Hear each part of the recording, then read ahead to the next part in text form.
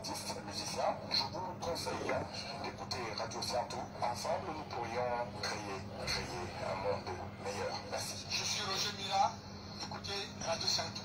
Je suis Guy Roger Ba et j'écoute Radio Scientou. Bonjour, merci Martin Noah, écoutez Radio Scientou. Merci.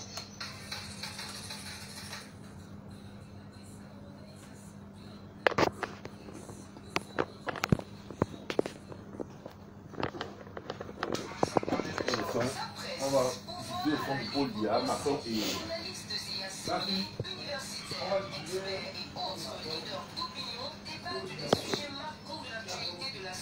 sans complexe. Tous les sujets sont abordés sans tabou. Ça chauffe à la radio.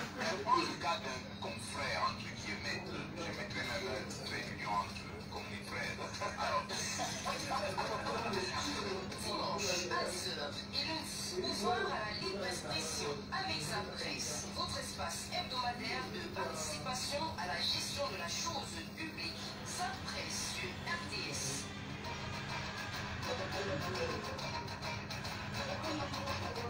Hola.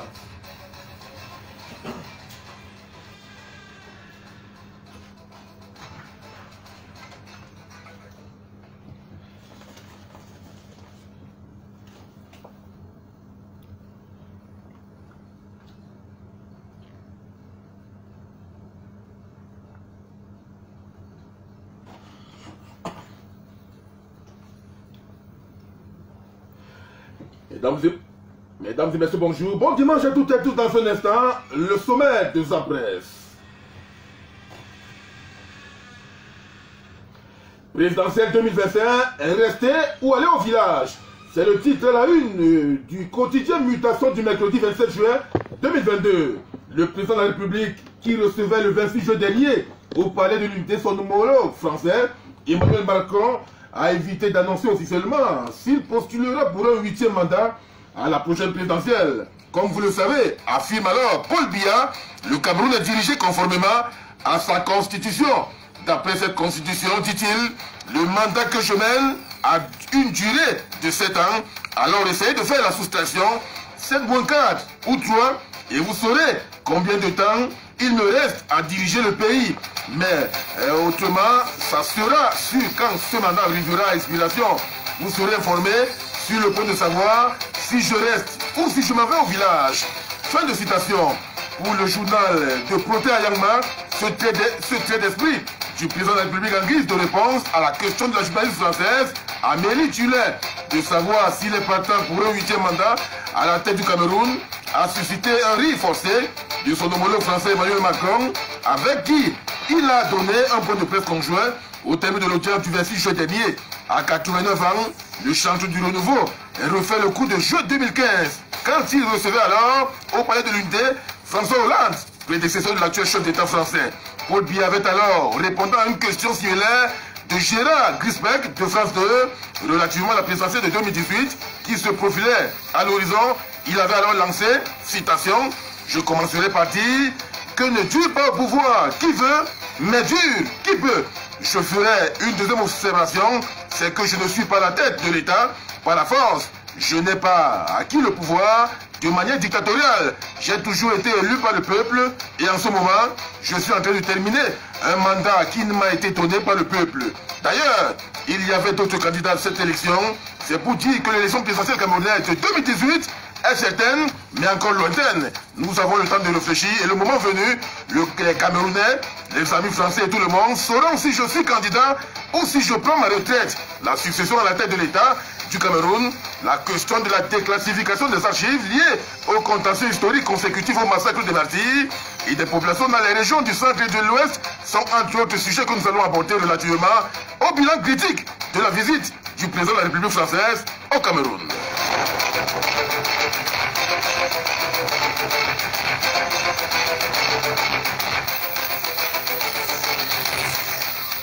Invité au débat pour en parler, Thierry Ndangona, journaliste et directeur de la publication du journal Intégration. Léopold Dassi, journaliste au quotidien Le Messager. Armand Parfentia, géostratège et diplomate. Par ailleurs, militant du Rassemblement démocratique du peuple camerounais. Madame Odile Yogo, présidente de la fédération départementale du CRAC pour le Cameroun.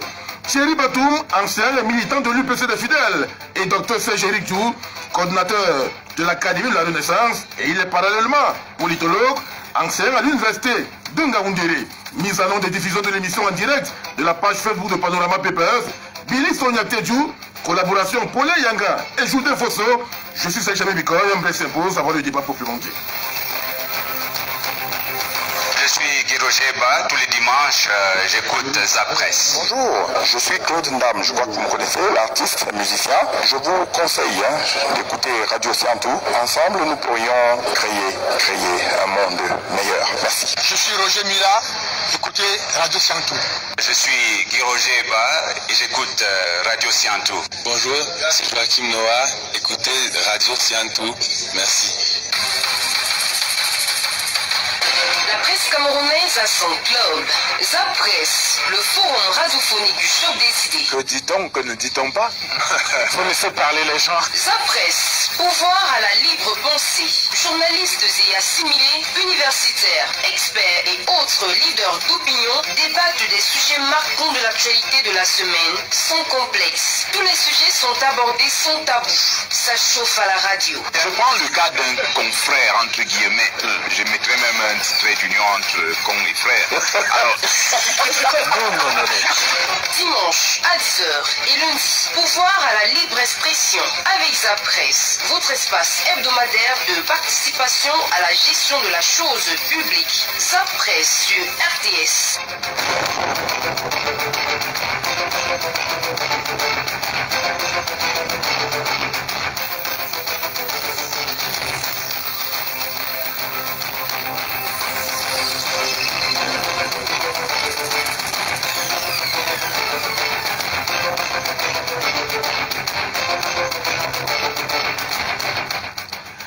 Vous écoutez la RTS, la chaîne de Major. C'est l'émission Zapresse actuellement. Mesdames et messieurs, on reçoit déjà quelques invités déjà présents dans ce studio. On commence par la dame qui est là. Madame Odile Yogo, bonjour. Bonjour Serge Aimé, merci de me recevoir encore ce dimanche. Je salue mes copanélistes et puis je profite de votre antenne pour saluer les auditeurs qui nous écoutent, mais aussi tous les cracks, c'est-à-dire que les membres du Parti Croire au Cameroun, du Living Cameroun. Nous sommes le 31 juillet 2022. Aujourd'hui, c'est la journée de la femme africaine. Voilà, merci de le rappeler. Je croyais qu'il y aurait une émission spéciale sur... Enfin, vous voyez juste, vous voyez à quoi nous sommes relayés, quoi. Aujourd'hui, c'est la journée de la femme africaine, mais bon... Et nous appelons les tenues africaines. Oui, mais... Je vois Thierry, donc, qui est là, moi également. Voilà. Nous avons décidé de nous appuyer aujourd'hui à l'africain. Mais je ne souhaiterais pas que ce soit seulement aujourd'hui. Mais malheureusement, nous ne sommes pas là. On nous regarde sur Facebook. Oui, mais je souhaiterais vraiment que ce soit toujours, parce que la femme africaine ne devrait pas se fêter seulement le 31. Vous savez, c'est elle qui est la mère de l'humanité. Et la reléguer aussi loin pour une seule journée, je crois que c'est un peu triste. C'est encore pire parce que on n'en parle pas. Je ne sais pas si dans la rue, si dans la ville, si dans les médias, il y a des petits bouts de papier qui passent, mais je dis c'est dommage. Bon, c'est pour ça qu'on ne va pas cesser de se battre, hein, pour dire que vous les hommes, ça fait 60 ans que vous êtes aux affaires au Cameroun. Votre transition générationnelle là, ne sont pas d'accord. Je crois qu'elle doit être transition de sexe, c'est-à-dire que vous les hommes, vous avez échoué, laissez les places aux femmes. Et c'est pour ça qu'aujourd'hui, je vais le marteler fortement. À la preuve, je suis dans un studio. Les femmes ont échoué, vous les auditeurs, vous êtes... Et sachez que ils sont 6 hommes face à une femme dans ce studio. Mais bon, je vais défendre la femme quand même. De toutes les façons, je sais que vous avez bien et bien la verbe pour vous défendre valablement. C'est pas la première fois d'ailleurs que vous êtes invité à Zapresse et nous savons véritablement que vous allez vous en sortir face à ces 5 hommes. Non, mais c'est Zapresse qui me met en haut, hein, parce que quand je me retrouve comme ça au milieu de 6 hommes, je me dis tiens, ah, la femme a quand même une place. Donc je crois quand même qu'au fur et à mesure, on va grignoter, et puis à la fin, vous comprendrez comme dans nos traditions Bassa que c'est la femme qui porte vraiment le sac de Mbokwa. Donc, quelque part, je crois que vous avez intérêt à ne plus nous mettre derrière vous, mais à nous mettre à côté de vous. Parce que la plus belle conseillère, la meilleure conseillère pour l'homme, c'est la femme. C'est pour ça que vous dites souvent la nuit porte conseil. Non, mais pas parce que vous allez vous coucher, c'est que celle qui est à côté va vous dire ce qu'il faut faire le lendemain matin. On dit bien que derrière chaque grand homme se cache une grande femme. Donc, continuez à dire cela, mais mettez-nous à la juste place quand même. D'ailleurs, c'est entendu, merci bien, Madame Otiliogo. Celui qui est également bien comme un Africain, c'est Thierry. Donc, bonjour Thierry. Bonjour Serge Aimé, bonjour au panel et surtout bonjour à vos millions d'auditeurs. Je vous remercie, vous Serge, pour cette invitation à l'émission Sans Presse. Cette publication de l'hebdomadaire Intégration, depuis des années, on constate que le projet continue allègrement sur le champ médiatique camerounais. Oui, avec la grâce de Dieu, nous sommes là depuis 12 années déjà. Oui. Et l'occasion pour moi de remercier tous les partenaires qui, de près ou de loin, contribuent chaque jour à la vie de cette entreprise de presse,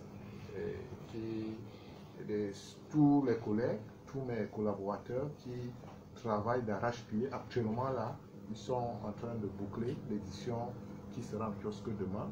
Et je vous assure, ils travaillent depuis vendredi.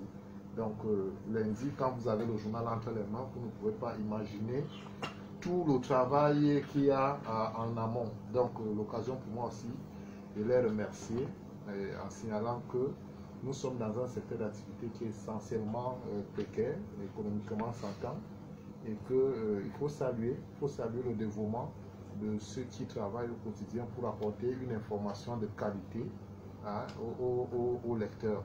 Et parce qu'ils le font, très souvent, je peux dire c'est un sacerdoce.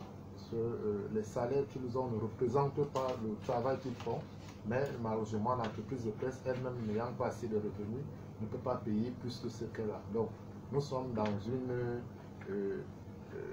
un environnement qui n'est pas facile, mais nous tenons en gardant la qualité et je crois que c'est aussi ça l'avenir. Donc tous ceux qui lisent intégration, tous ceux qui ne lisent pas encore, qui vont apprendre à découvrir intégration, pour venir, il faut être en kiosque. Nous sommes là tous les lundis, passez en kiosque, vous voyez intégration, ou alors vous pouvez nous trouver sur internet www.journalintégration.com. D'accord, c'est entendu. Léopold Dassi, bonjour. Bonjour Serge, bonjour aux auditeurs de RTS et bonjour au panel.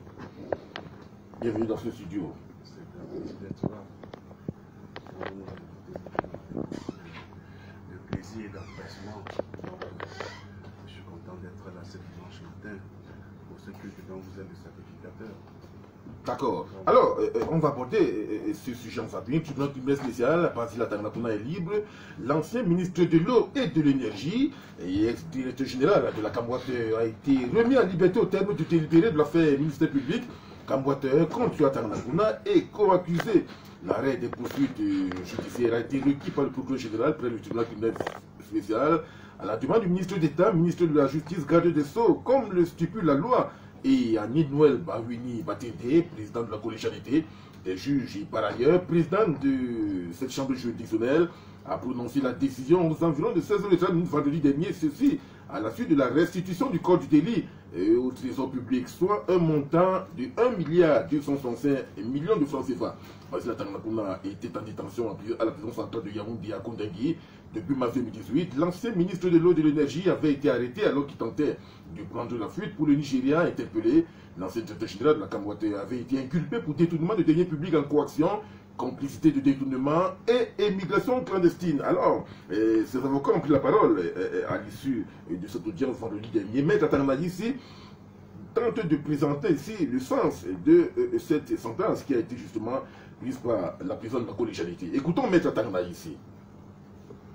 Je suis un avocat heureux, tout comme mes confrères qui ont été avec moi dans ce dossier. Je pense à Maître Luxa, je pense à Maître Youssa. Alors, ils ont travaillé d'arrache-pied pour aboutir au résultat que nous venons d'enregistrer avec beaucoup de satisfaction. Imaginez-vous que lorsque vous avez suivi un détenu pendant près de 4 ans et qu'au terme de ces 4 années, il recouvre sa liberté, et la joie, la satisfaction, le bonheur sont entiers. Je voudrais dire par rapport à la décision pour laquelle je ne trouve aucune objection à faire, elle est conforme, n'est-ce pas, aux dispositions de la loi. Le législateur a voulu qu'il en soit ainsi. Lorsqu'on a restitué, on peut bénéficier de l'arrêt de poursuite.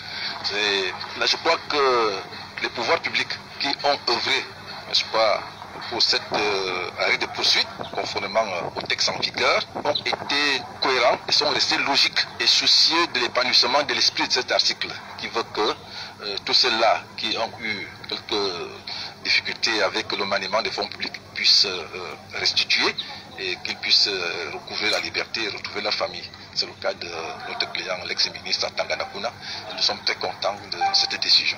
Maître Tangana ici, qui est avocat de Basile Tangana Kuna, qui s'est également exprimé sur les interférences qui existent aujourd'hui entre l'exécutif et le judiciaire. Et écoutons à nouveau Maître Tangana ici. Les correspondances qui ont circulé dans les réseaux sociaux ne sont pas adressées au juge. Ce sont des correspondances qui sont adressées par la haute hiérarchie à un ministre du gouvernement, un membre du gouvernement. Et conformément à la loi, ce membre du gouvernement, le ministre de la Justice, pour ne pas le nommer, a saisi le parquet qui a requis. La justice est restée indépendante et neutre par rapport à ces démarches. Je voudrais vous dire que le ministère public est soumis à la subordination et à la hiérarchie.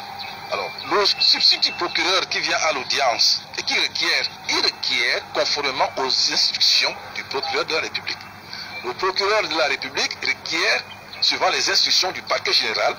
Le parquet général requiert quant à lui conformément aux instructions du ministre de la Justice, garde des Sceaux. Donc les instructions qui circulent dans les réseaux sociaux ne sont pas encore une fois adressées à un juge et il ne s'agit donc pas d'une émission. Je crois que c'est une lecture erronée qui parfois découle, n'est-ce pas, d'une maîtrise approximative des textes et des principes qui gouvernent le parquet. C'était donc Maître Tangana ici qui donnait donc son point de vue sur la décision qui a été prise vendredi dernier. Alors, vous allez réagir. Je commence par vous, Léopold Dassi. Quel est le regard de façon globale que vous avez porté sur cette sentence qui a été rendue publique vendredi dernier relativement à l'affaire ministère public contre Basile Tangana Kuna? Je suis partagé dans cette sentence. Partagé parce que d'un côté, il a restitué le corps du délit. Ça veut dire qu'on renfloue l'argent qui a été distrait rentre dans les caisses de l'État. C'est déjà ça. Parce que, qu'on le veuille ou pas, c'est le patrimoine du Cameroun qui est entamé. Et que s'il, par pression judiciaire, ou je ne sais plus quoi, ou bien par crainte de lever en prison, il a jugé l'utile avec ses avocats qui se félicitent de ce qu'il soit libéré, de remettre l'argent en place. J'ai dit c'est bien.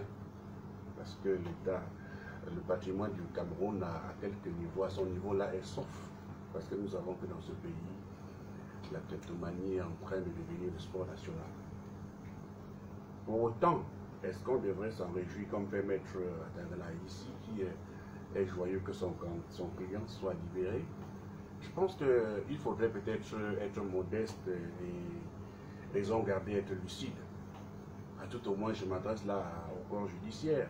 Si le ministre Tangana Kuna remet 1286 millions qu'il a ramassés des caisses de l'État, je ne vais pas dire pour voler, parce que là on pourrait me dire que je suis en train de faire un jugement. Je pense qu'il faudrait que la suite soit claire pour tout le monde. Il faut qu'il nous explique pourquoi il a d'abord pris. Il a pris pourquoi? Ça c'est l'interrogation, la justice l'a libéré. Maintenant, il faudrait que, ne serait que sur le plan éthique et moral. Il va donc expliquer à qui puisqu'il a été libéré. Oui, c'est des questionnements qui ont toute leur place. Pourquoi est-ce qu'un ministre de la République confond les caisses de l'État avec des caisses personnelles ou familiales? Lorsque l'exécutif décide de lui libérer, est-ce à dire que c'est un signal que chacun peut maintenant plonger les mains dans la caisse en toute liberté, avec l'espérance que demain, lorsque je serai eu à pression, je vais restituer et je serai remis en liberté? Questionnement.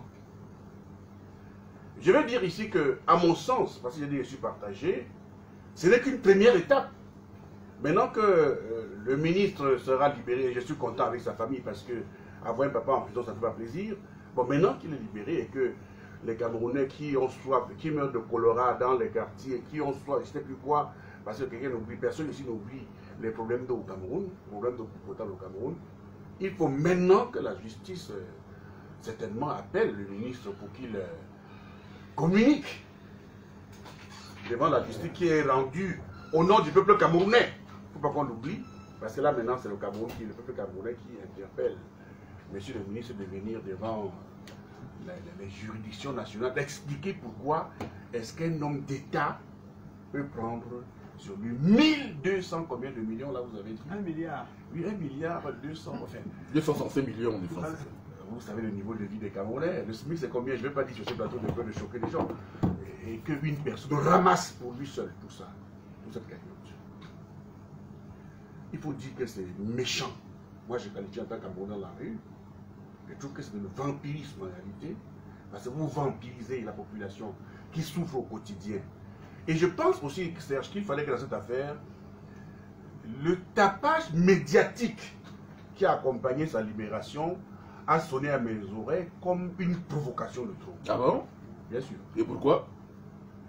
Serge, quelqu'un vient chez vous, je sais que vous n'êtes pas aussi gentil que certains, et votre unique appareil de votre téléphone là, il le ramasse, il vole, et puis maintenant, pour vous restituer, c'est avec tambour battant, et on est en train de l'encenser pour vous remettre. Comment vous sentirez-vous? Ça veut dire qu'on est en train de dire que le vol, en réalité, n'est pas grand-chose. On a récupéré de l'argent, mais qu'est-ce que dit le vol? Combien de Camerounais aujourd'hui sont en prison pour avoir volé des caramels? Combien de Camerounais sont en prison pour des broutilles? Et leur carrière même, je vais dire, entamée pour toujours, salie. Bon, maintenant, quelqu'un, vous avez dit tout à l'heure, il a fui pour aller au Nigeria. Oui, au moment où il avait été interpellé. Ça commence en 2018. Ça commence à être intéressant. Voyez quelqu'un qui a d'abord, il voulait fuir la justice, se soustraire à la justice. Et maintenant, le pouvoir exécutif nous dit qu'il est un bon monsieur, il a remis de l'argent, il faut plus ça. Mais pour qui les prison? Est-ce que vous savez, j'ai suivi sur la toile les réactions des uns et des autres qui pensent qu'il ne faut pas qu'on s'arrête là, Il faut que tous ceux qui ont volé de l'argent, je dis maintenant volé, détourné de manière massive les deniers publics, il faut qu'on le libère. Voilà. Chacun n'a qu'à passer à la caisse et dire que bon, j'avais pris 5 milliards, voilà les 5 milliards, il s'en va. Pas d'intérêt, rien. Celui-ci passe, j'ai volé 1 milliard, on s'en va. Mais où sommes-nous? Mais c'est quoi l'État finalement? Mais franchement, je dis, la manière, je crois que peut-être c'est la presse même qui est venue mettre le feu aux poudres dans cette histoire. La campagne médiatique qui a suivi cette histoire. J'ai eu l'impression, moi en tant que citoyen camerounais, qu'on nous narguait. D'accord, c'est entendu. C'est Chéri, bonjour. Bienvenue à Yaoundé. Vous êtes généralement Yaoundé où vous dispensez beaucoup de sciences politiques. En effet. Voilà. Vous êtes coordonnateur de l'Académie nationale de la Renaissance. Il y a un débat portant sur les interférences entre l'exécutif et le judiciaire, naturellement l'affaire Tanganakuna. Quel est votre point de vue à ce niveau? Je commencerai par dire bonjour aux auditeurs de la RTS, bonjour à nos panélistes qui sont ici présents aujourd'hui. Et relativement au sujet et à la question qui me posait sur les interférences entre le pouvoir judiciaire et le pouvoir exécutif, je crois que c'est un truisme peut-être pour le petit Camerounais qui ne comprendrait rien ou bien à qui le débat n'intéresse pas. À tout le moins, à notre niveau aujourd'hui, je crois même qu'il n'y a pas de débat là-dessus. Est-ce qu'il faut faire semblant? Est-ce qu'on ignore qu'au Cameroun, la justice et l'exécutif, c'est la même chose? Donc, faire comme si on va découvrir le fil à couper le beurre sur un sujet qui, pour ma part, peut-être vaut la peine, mais on va s'égosiller pour rien. Mais il est clair que, de façon terre à terre, si M. Biya veut que quelqu'un soit dehors aujourd'hui, demain ou après-demain, il est dehors. S'il veut qu'il soit arrêté, il a arrêté. Et c'est ce que nous sommes en train de vivre. Maintenant, quels sont les enjeux, quelles sont les raisons? Pourquoi est-ce que c'est M. Basile Tanganakuna aujourd'hui? Peut-être c'est la question qui pourrait nous pousser à fouiller, à investiguer, peut-être pour essayer de comprendre donc les interférences, je ne sais pas trop, mais je constate que résolument le Cameroun s'inscrit de façon décomplexée dans sa trajectoire de fixité, c'est-à-dire un État, j'allais dire failli, mais un État qui fait semblant d'être un État, mais qui n'est pas véritablement un État. voilà comment est-ce que je définis le Cameroun aujourd'hui. Pourquoi? Je commencerai par rappeler aux Camerounais qui nous suivent que nous avons des Camerounais en prison aujourd'hui parce qu'ils appartiennent à un parti politique, et même pas un seul, parce qu'il y a les militants du MRC, les militants du CPP et du mouvement Stand Up Cameroun, et parfois même des citoyens qui sont de la zone anglophone qui ont été arrêtés depuis parce que tout simplement ils ont revendiqué, ils ont pensé que M. Biya n'a plus sa place à la tête du Cameroun au regard de crises graves qui sont en train de se dérouler dans notre pays, et ces personnes ont été arrêtées, jugées parfois en leur absence et condamnées à des peines plus ou moins graves, avec des mobiles d'accusation qui n'avaient rien à voir avec la réalité. Et pendant qu'on penserait que la justice ferait donc son travail, parce que c'est parfois par devant des tribunaux militaires que ça s'est passé, pendant qu'on pensait donc que la justice pourrait faire son travail dans ce sens-là, ce qu'on croit nous présenter comme scoop aujourd'hui, c'est de savoir que M. Basila Tanganakuna, qui sort comme une rockstar de prison, accueilli devant Kondengui, les vidéos qui fusent de partout. À côté de cela, si je peux faire un lien avec toujours dans l'euphorie et l'enthousiasme des choses qui nous paraissent plus ou moins étranges, l'accueil que l'on a réservé, que des étudiants ont réservé à M. Macron en dansant, peut-être qu'on commence véritablement à se poser la question de savoir qu'est-ce que M. Biya et ses collaborateurs ont fait du Cameroun tout au long de ces 40 ans, pour que nous en soyons dans le pays de Ruben Ouniobé, dans le pays de Enes Wandié, dans le pays de Félix Roland Mounier, pour que nous en soyons aujourd'hui à célébrer des gens qui sortent de prison après qu'ils aient été accusés d'avoir détourné. Bon, la justice devrait faire son travail, mais il y a un élément là qu'on a rappelé tout à l'heure. Oui. Un élément de présomption, de forte présomption de culpabilité, lorsqu'on sait que M. Atanganakuna, qui était un pilier de ce régime, lui-même ne faisait pas confiance à la justice de son pays. Si tout au moins il pouvait se dire qu'il est innocent, il a pris la poudre d'escampette, c'est au Nigeria qu'on allait le récupérer. Autrement dit, lui-même savait que la justice de son pays, soit la justice de son pays ne ferait pas le travail parce que il suffirait que l'exécutif ait décidé de ce que c'est le tour de celui-ci d'aller en prison, qu'il serait parti. Donc, interférence entre la justice et l'exécutif et le pouvoir judiciaire, je pense que c'est un truisme sociologique. Je pense que c'est quelque chose qui est observable. Il ne faut pas le dire. Je le prends pour fait parce que les militants de mon propre parti politique sont en prison aujourd'hui.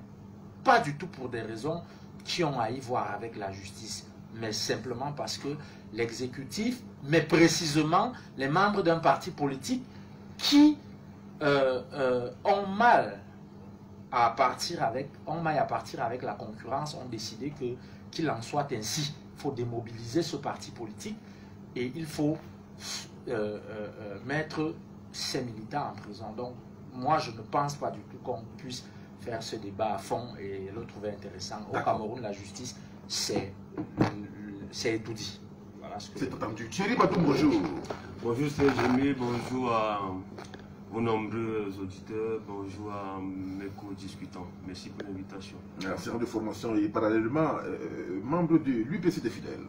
En fait, je suis sympathisant de l'UPC des fidèles, mais je suis ici en qualité de vice-président de l'association citoyenne pour la mémoire du Cameroun. Oui. On aura l'occasion tout à l'heure de parler de la déclassification des archives. Tout à fait. Ok. Alors, lorsque l'on libère notamment Basila Tanganakuna, est-ce qu'aujourd'hui, l'État du Cameroun n'est pas en train de normaliser le vol, qui est une défiance sociale?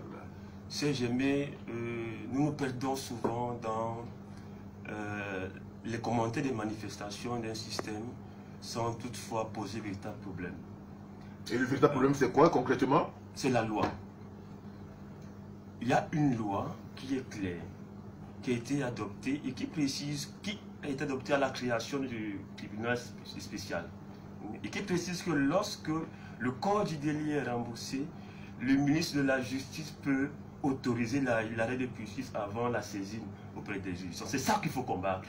Nous n'avons pas à combattre le rappel du LGPR qui demande au ministre d'appliquer cette loi. C'est là qu'il faut mener le combat. Maintenant, si cette loi est passée, personne n'en parle. Comme nous aimons les commentaires, Atarnakoun est monté, Atarnakoun est descendu. C'est la logique des forts. Aujourd'hui, il y a un camp qui est fort et qui nous montre qu'il est fort. Parce qu'en même temps, M. Futso aurait remboursé 1 milliard qu'on a vu, mais la réponse n'a pas été prononcée. Parce qu'il était concerné par plusieurs affaires. C'est ça qu'on nous fait comprendre que M. Atarnakoun, lui, il n'est concerné que par l'affaire de 1 milliard 200 et quelques millions. Donc lui, en dehors de cela, il n'a plus d'autres affaires. Mais ce n'est pas de ça qu'il est question. Nous savons que la justice au Cameroun a une main mise et que toutes ces affaires sont des affaires politiques. Ce sont des affaires commandées par la présidence de la République. Donc de ce fait, donc, elle a le droit d'arrêter une procédure qu'elle juge satisfaisante à son niveau. Donc moi je pense que nous devons combattre cette loi. Et là je m'adresse à M. Dassi qui veut qu'on se manifeste. Mais non, nous ne nous manifestons pas contre les effets de la loi, mais contre la loi pour qu'elle soit changée parce qu'elle est mauvaise. Et maintenant, bien qu'elle soit mauvaise, on peut aussi se décider au Parlement camerounais s'il faut justement modifier cette loi-là. C'est-à-dire appeler à la modification de cette loi et non pas contre l'application de la loi. Oui, c'est bon. Les gens peuvent mal saisir ça au quartier. Je demande pas au Cameroun d'aller manifester dans la rue. Non. Non, attendez. Parce que vous savez que dans ce pays, les gens peuvent aller en prison pour ce peu. Mais j'allais dire une chose. Le fait de détourner combien 1286 millions. 1 milliard 265 millions. Oui, n'est pas politique. Vous l'avez dit, c'est pas politique. Vraiment, il faut rectifier au quartier parce que c'est pas Paul Biya qui a demandé à quelqu'un d'aller prendre ou un parti politique. C'est des actes personnels répréhensibles par la loi. Alors, pour ce qui alors, c'est pas M. Biya qui a demandé, c'est l'acte d'un individu. Nous sommes d'accord là-dessus. Mais cet individu-là appartient à ce que j'appelle le clan des forts. C'est la raison pour laquelle, tout à l'heure, M. CGM nous rappelait que ce monsieur avait été arrêté au Nigeria après avoir eu l'information sur laquelle il serait poursuivi. Comment a-t-il fait pour sortir? La pression du peuple a fait en sorte qu'il soit arrêté. Et 4 ans après, jour pour jour, il soit libéré. On nous annonce qu'il a remboursé de l'argent. Mais quel est le document qui prouve que c'est l'argent qu'il avait exact, qu'il a discret des caisses de l'État? Rien du tout. Où est-ce que cet argent a été versé? C'est une annonce qui nous a été faite. Mais on se rend compte que le même réseau qui a voulu faire fuir M. Atarnakouna l'a remis en liberté aujourd'hui. Mais pour moi, ce n'est pas là le combat. Le combat, c'est au niveau de la loi. Une fois que la loi sera changée, on ne verra plus des criminels financiers dehors, alors que le petit délinquant, qui n'a commis qu'un petit délit, est en train de mourir à Kondengui, ou bien à la prison de Newbel. Ou alors, nos amis, les Bibou Nissak et autres, le camarade de tout à l'heure, sont en train de mourir à Kondengui parce qu'ils ont eu l'intention de manifester pour soutenir nos frères qui meurent dans le Nozo. Sachons poser des problèmes, sachons porter les combats. Ne nous focalisons pas sur... Parce que chaque semaine, ce système va nous sortir un événement sur lequel nous serons encore sur cette table en train de commenter et à dire nous allons manifester. Non, mais ce n'est pas automatiquement aller dans la rue. Non, nos pères fondateurs ont manifesté en leur temps, après des pétitions. Écrivons une pétition, 2 millions de Camerounais pour dire que nous voulons que la loi change. Pas forcément obligé d'aller au Parlement. Écrivons cette pétition, 1 million de Camerounais disent que non, il faut que cette loi change. Je suis sûr que même les parlementaires du RDPC porteront cette revendication. Parce que c'est une insulte à tout un peuple. Qu'une personne puisse distraire autant d'argent et qu'aujourd'hui, tambour battant, il est célébré. J'allais dire surlivé pour revenir à l'expression vulgaire de notre société. Et qui est désormais à la mode. Alors, Thierry Don, Relativement à l'affaire ministère public, État du Cameroun contre Basile Atangnakouna, est-ce que finalement ce n'est pas la justice des forts qui a triomphé? Ben écoutez, c'est une question difficile. Est-ce que c'est pas la justice des forts? Je refuse de regarder les choses de cette façon-là. Et pourquoi? Simplement parce que je suis de ceux qui pensent que ce pays a besoin d'être reformé à tous les niveaux. Et comme il disait mon homonyme Thierry Batoum, ne nous arrêtons pas aux conséquences, mais il faut aller aux origines. Il faut mener le combat de la réforme de ce pays à tous les niveaux, pour qu'on cesse d'avoir une justice inféodée à l'exécutif et qu'on cesse d'avoir un parlement qui est carrément une caisse, une chambre d'enregistrement. C'est le vrai combat qu'il faut mener. Il ne faut pas prendre le serpent par la queue et essayons de l'attraper par la tête, parce que c'est quand vous le prenez par la tête que vous avez maîtrisé tout le reste. Alors, puisque c'est un travail qui est fort, qui est laborieux, qui va se faire sur le moyen et le long terme, la réforme de l'État. On est tous d'accord que ce n'est pas également avec ceux qui sont aux affaires. D'abord parce qu'ils sont fatigués. Il faut le dire, quand on a 89 ans, quand on a tout un, vous voyez tout l'arsenal de tous ceux qui sont à la tête des institutions, ils sont fatigués. Ils ont mené les combats de leur temps. Mais aujourd'hui, il faut un renouvellement à tous les niveaux. Le renouvellement de la classe politique. Et de la classe politique et du pays.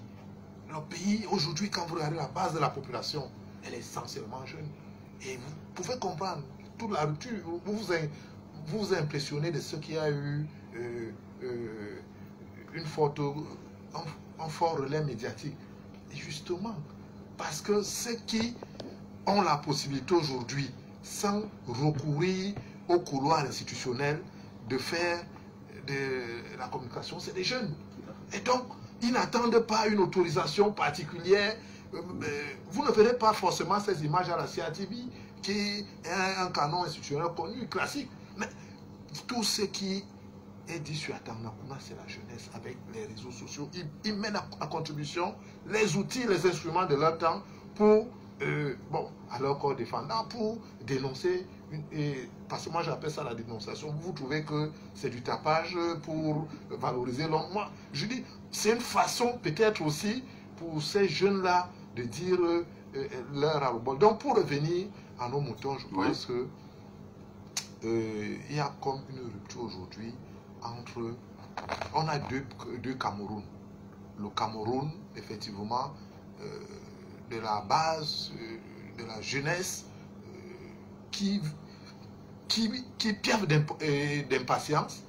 Et vous avez le Cameroun de ceux qui s'agrippent, qui refusent de lâcher et qui utilisent tous les moyens pour soit rester, soit pour faire passer, avaler la pilule. Je vais finir en disant que sur ce sujet, je pense que nos autorités devraient donner des gages quand même.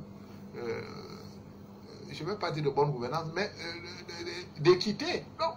Si M. Atangnakouna a remboursé et qu'il est dehors, mais qu'on donne également la possibilité à tous ceux qui sont en prison et qui ont la possibilité de rembourser. Parce qu'il y en a qui veulent effectivement rembourser, mais qui ne peuvent pas. Et ça rejoint donc la tournure politique de cette opération.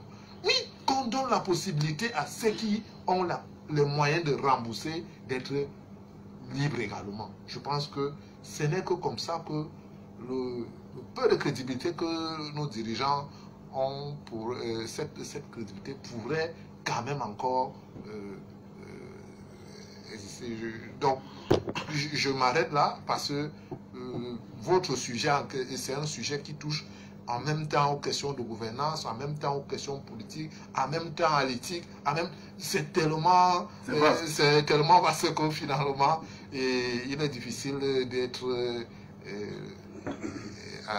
j'allais dire, pertinent sans se faire reprocher. D'accord. Rappelons pour la gouverne des auditeurs et des internautes qui écoutent cette émission que Bassirou Attarangakou n'en est pas le premier membre du gouvernement à rembourser. On se souvient qu'en 2011, Amana Dama, ancienne ministre de l'Éducation de base, avait remboursé 267 millions de francs CFA et avait été libérée. Elle était concernée par une seule affaire. Alors, j'évoque le cas de cette dame-là et j'interroge donc déjà une femme. Madame Odile Logo, est-ce que, relativement à la sentence qui a été rendue publique vendredi dernier, est-ce qu'il ne transparaît pas la logique de 2 poids 2 mesures?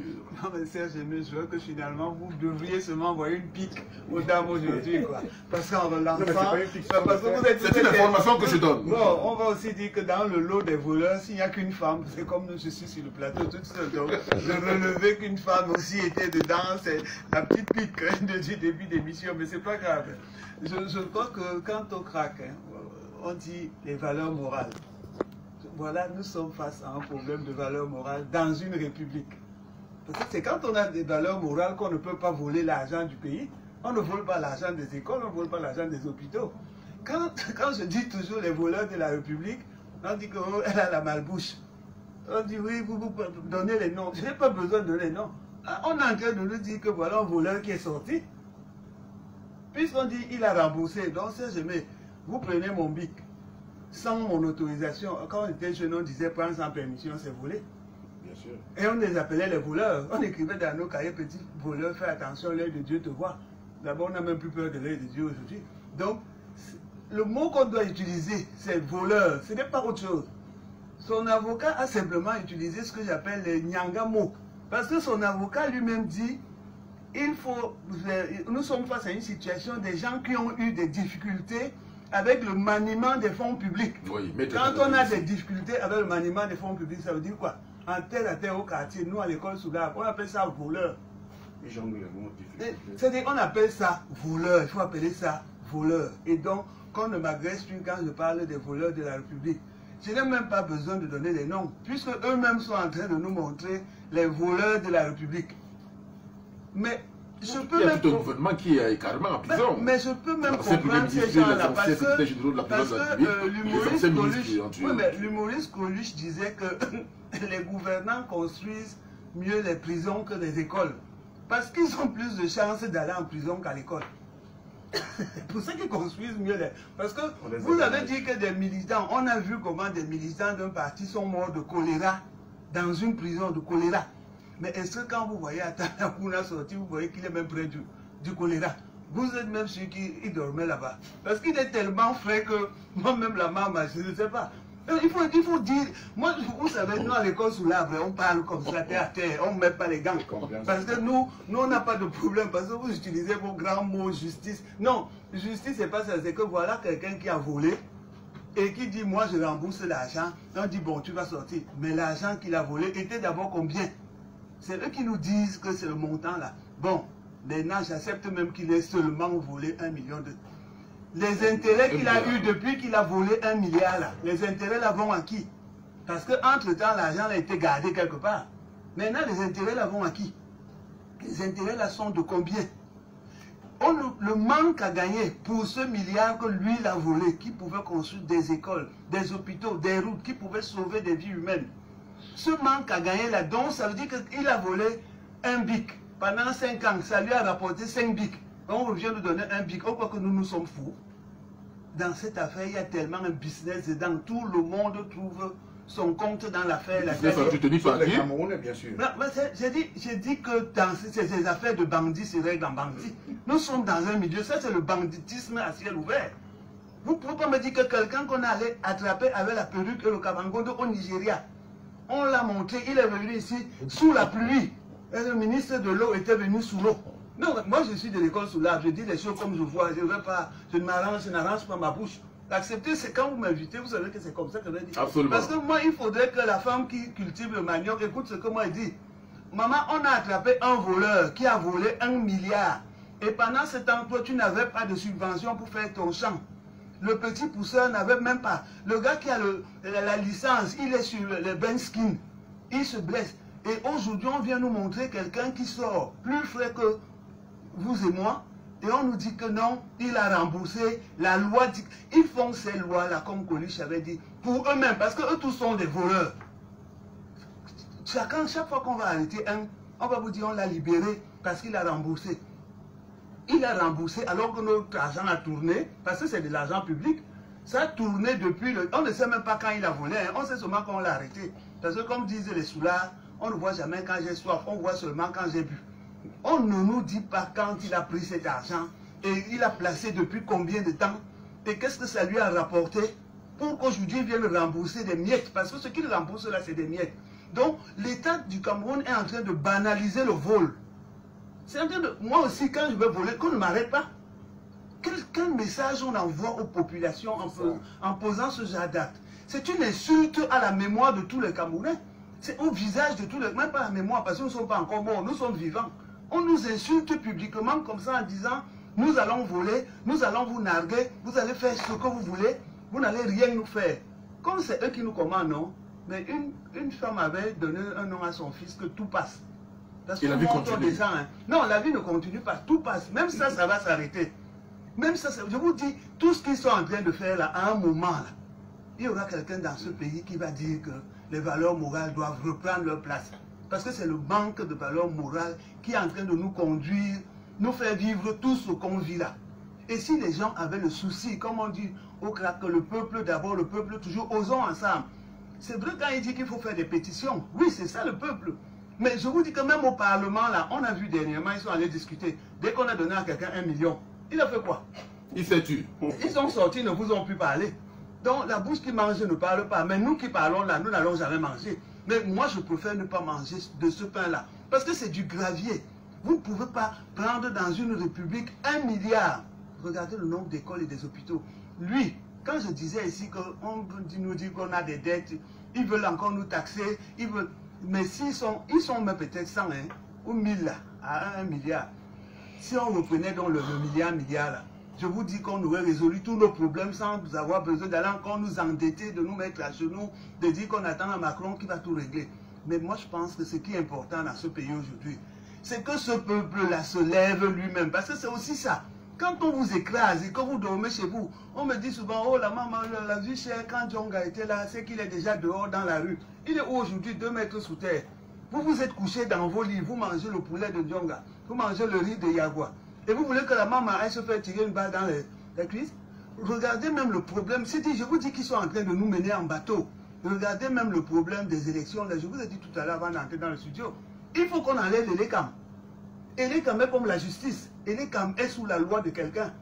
Dans des pays normaux, les gens se font enregistrer aux élections à la mairie. Toute l'année. Il faut, c'est limité, je crois, à 6 semaines avant les élections. Mais ici, c'est ELECAM qui enregistre. Imagine un seul instant qu'ELECAM découvre que, comme le MS est en train de faire des enregistrements électroniques là-bas, qui a 3 millions d'inscrits. Vous croyez qu'ELECAM va laisser passer ça? Parce que les 3 millions là vont battre les 3 millions déjà de 2018. D'accord. Donc ELECAM est là pour neutraliser tout le... C'est d'abord ELECAM qu'on doit enlever. Parce que, ils sont sous la barbe des dirigeants. ELECAM, moi je vous ai dit, j'étais au procès, au tribunal administratif.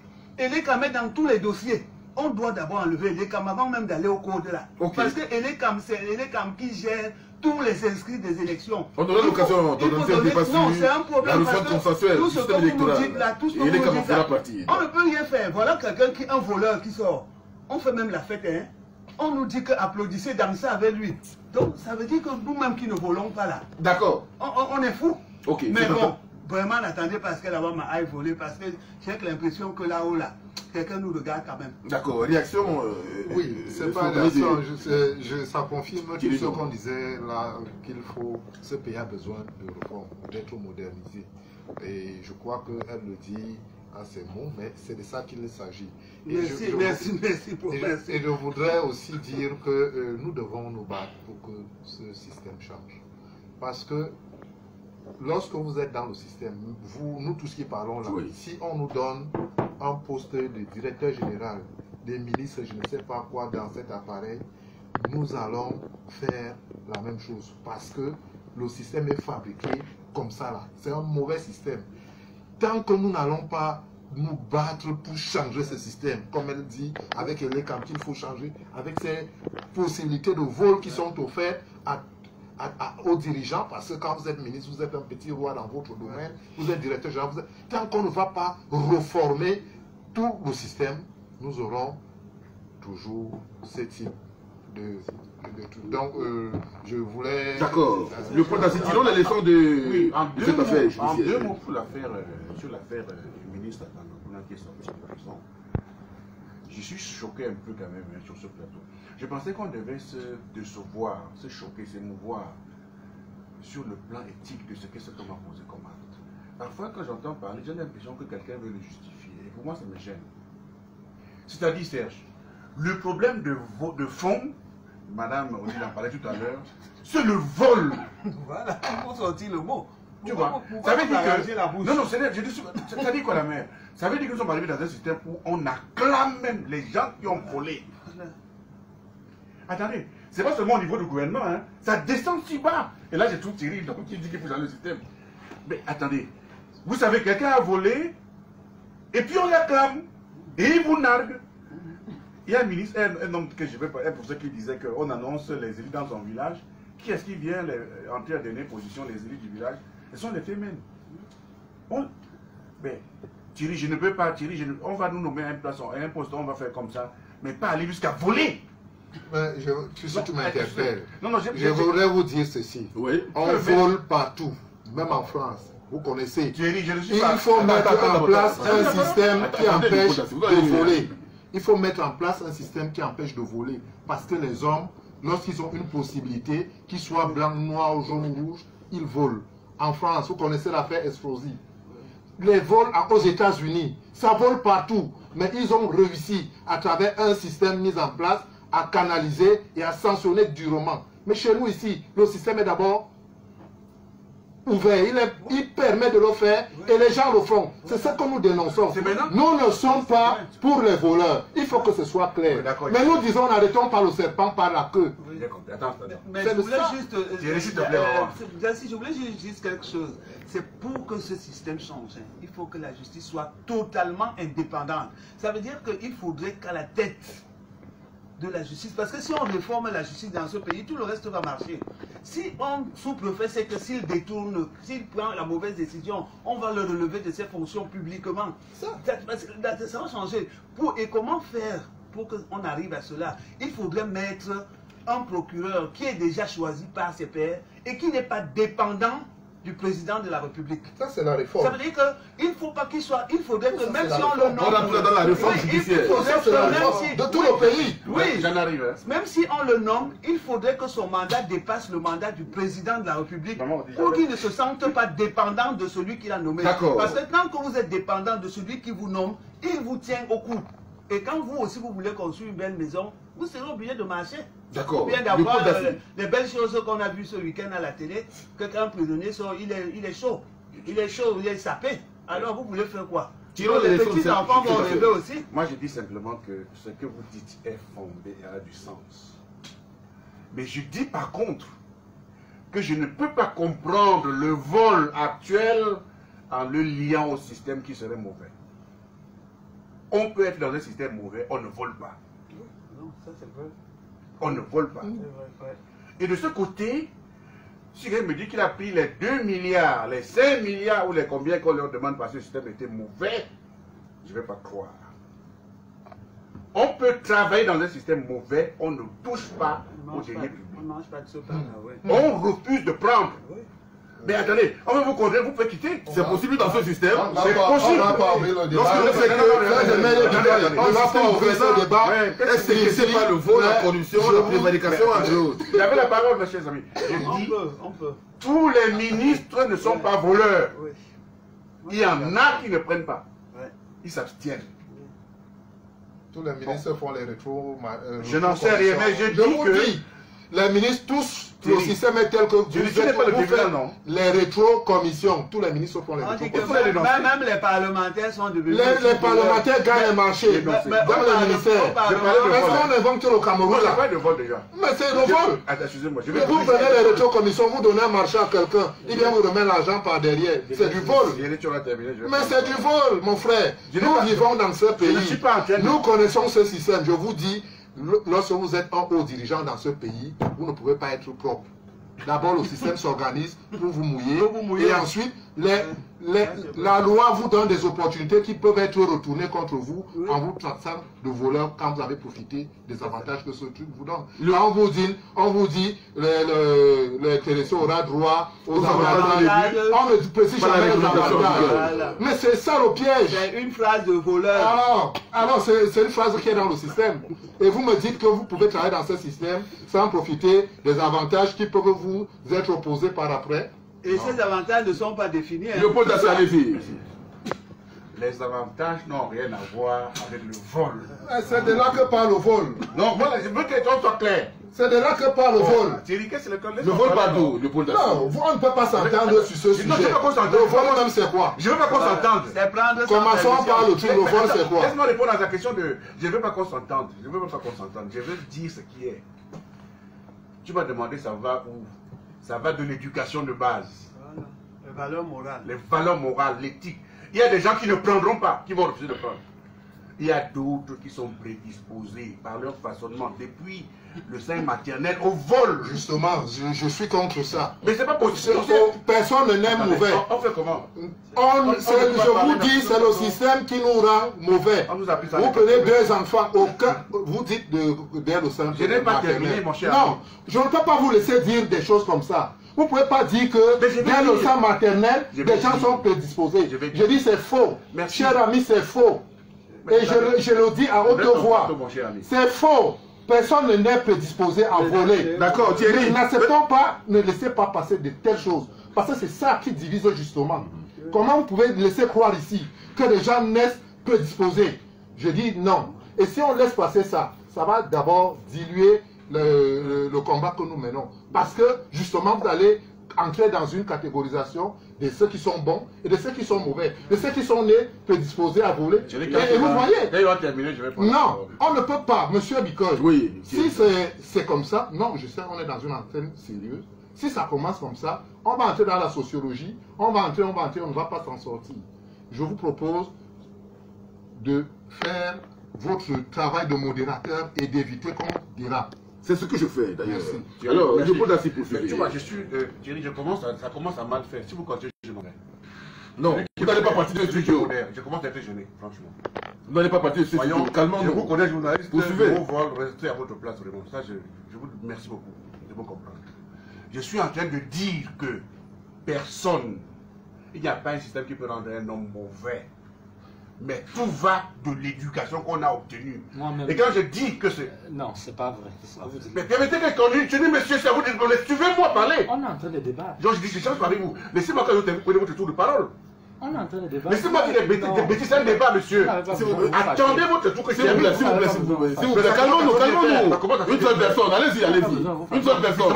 Comment t'as trop bien fait? Nous ne sommes pas collègues, nous ne sommes pas collègues. Allez, votre tour. Allez-y, Léopold. C'est des choses simples à comprendre. Je suis en train de dire que Serge et aux auditeurs de la RTS, que tout va de la maison, l'éducation de base. Vous comprenez? Quand je dis que le Serge, je ne vais pas dire que naturellement on est né du coup, voilà, il est par exemple du nord ou du tiers. Non, c'est pas ce que je dis. Je suis en train de dire que tout va... Oui, c'est ce que je suis en train de dire. Je ne peux pas être si sauvage avancer des choses pareilles. Vous comprenez? Ça veut dire que tout va de la maison. Vous comprenez? Où les parents inculquent d'abord une éducation aux enfants, l'école fait sa part, et on obtient un homme nouveau au bout de la chaîne. Mais si aujourd'hui déjà nous le laissons faire, à la maison rien n'est fait, à l'école on laisse aller, vous voulez qu'on produise quel genre? Le problème n'est pas forcément le système. Le problème, c'est le mécanisme de socialisation des Camerounais dans ce pays. C'est ça le système. C'est le mécanisme de... Je ne suis pas dans le fonctionnement. Qu'importe. En famille, c'est le système aussi. Messieurs, j'ai dit et je répète, les Camerounais me suivent. Tout va de la maison, comment on les éduque. Quand je dis maison, ça veut dire vous avez les églises, vous avez l'enfant là où l'enfant est. Et maintenant, si on veut aller dans ce cas-là, il y a le cadre de l'école aujourd'hui. L'école que madame dit qu'elle a fait l'école sous l'arbre. C'est différent d'aujourd'hui, il y a des valeurs qui sont votées, etc. Bon, il ne faut pas prendre les mots, comment je vais dire, les mots fumeux, pour dire le système. Vous voyez, on se perd dans cette histoire-là. Donc, Il y a des hommes qui peuvent être dans un système dit foncièrement mauvais, mais qui ne volent pas. D'accord, c'est entendu. Il y a des réactions des internautes. Esmo Isoumbeti, on dit que c'est du domaine de la loi, mais moralement impropre. Et Christian Timbanbomo dit, pouvez-vous nous donner les preuves de vol de monsieur Atanganakuna sans un procès juste et équitable qui a établi sa culpabilité? Sur quelle base, s'interroge-t-il, peut-on conclure qu'il a volé? Surtout ne dites pas que le remboursement du code du délit est un aveu, car on peut payer parce qu'on veut sortir de prison. Alors dites-vous, c'est Jérick Diouf. Et quand son avocat lui-même dit qu'il a fait des petites choses, et des petits maniements de fonds publics, son avocat, Timbandi quoi, c'est son avocat qui a déclaré à Mondio Vision qu'il a eu quelques difficultés avec le maniement des fonds publics. Donc eux ils veulent dire que nous à l'école sous l'arbre, on n'appelle pas ça vol. Maniement, difficulté de maniement des fonds publics. Non, moi je crois qu'il ne faut pas qu'on se moque déjà. Ce n'est pas parce que nous venons dire ici que nous sommes de l'école sous l'arbre ou quoi qu'on ne comprend pas et qu'on ne voit pas. Chez nous, en Bassin, on dit que ce que tu vois avec les yeux, tu ne dois pas payer le poulet pour ça. Mais moi je dis ce que disait M. Ndassi, c'est que le vol, quand un enfant commence à aller avec sa mère dans un supermarché, elle vole, elle met dans le sac, elle lui dit mets dans le pantalon. L'enfant va venir le lendemain seul voler. C'est une question que l'enfant c'est le père de l'homme. Quand maintenant, des jeunes ont des parents qui ont des postes et que le parent donne à un enfant 500 000 ou 1 million que va vivre avec, va brûler 100 jours. L'enfant lui-même, il sait que son camarade de classe ne peut pas avoir ça. Son père a pris où? Et vous pensez, moi j'ai même mal. J'aime mal pour les familles de ces gens-là. Parce que moi j'ai eu des proches, des personnes que je connais qui ont été en prison justement pour ces affaires-là. À l'époque, on parlait de Mouchipougué. Est-ce que vous savez ce que ces enfants, ces descendants doivent porter comme nom? Que famille de voleurs. Parce que c'est comme ça qu'on les appelle. Ne regardons pas le luxe qu'on nous montre à la télé. Hein, le principal héritage, c'est le nom. Et quand ton père, quand ton parent te laisse un nom, avec cela, même si vous avez les plus grosses villas du monde, quand vous êtes au milieu de vos camarades, vous n'êtes plus si fiers que ça. Parce que on a dévoilé publiquement que votre père est un voleur de la République. Mais comme les gens se disent, on s'en fout. Nous ne sommes pas seuls. Parce que quelqu'un a dit que est-ce que c'est le seul à voler? Ça veut dire qu'aujourd'hui, on a banalisé le vol. Oui. Et dans une société où on banalise le vol, c'est qu'il n'y a plus de valeur morale. Et c'est que ce n'est pas le vol du bas. Ça veut dire qu'au sommet, parce que l'exemple doit venir d'en haut. Moi, je ne sais pas si le président vole. Mais quand il laisse des voleurs être félicité publiquement, on doit lui demander des comptes au président de la République, quel message il envoie à la population. D'accord, c'est Jérick Diouf. Oui, en fait... Quelles leçons tirer justement de ces contentieux judiciaires? Comment peut-on faire pour empêcher que le vol puisse justement se pérenniser dans l'ensemble des strates administratives de la République?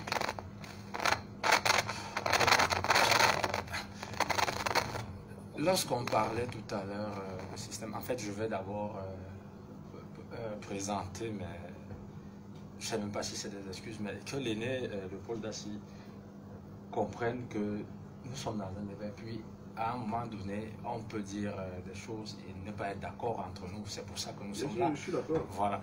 Donc, quand on parle de système, parce que dire même très souvent accuser la famille, je crois que cette génération de gouvernants que nous avons aujourd'hui, pour ce que j'ai appris, que j'ai observé, il n'existe pas mieux qu'à avoir reçu d'éducation dans ce pays.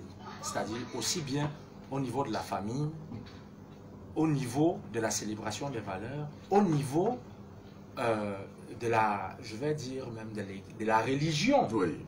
Parce que nous savons un peu ce que représentait encore au moins la génération de nos grands-parents. Quand on parle surtout de vol. Parce que quand on va même dire vol, que depuis la maison, ces gens avaient même quoi? Ils sont des fonctionnaires aujourd'hui. Ces gens n'étaient pas éblouis par du matériel. Nous le savons. Ils avaient quoi pour se mettre à voler? Et on nous raconte que, effectivement, des valeurs comme celles étaient les valeurs du partage, de communautarisme et surtout de rigueur pour ce qui pouvait être la chose du village, de la cité. Et c'est pour ça que je dis, comme Rousseau disait, que l'homme n'est bon, la société qui le corrompt.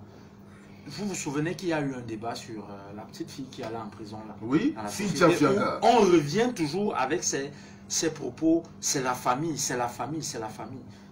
La famille même est quoi? Un instrument de la société.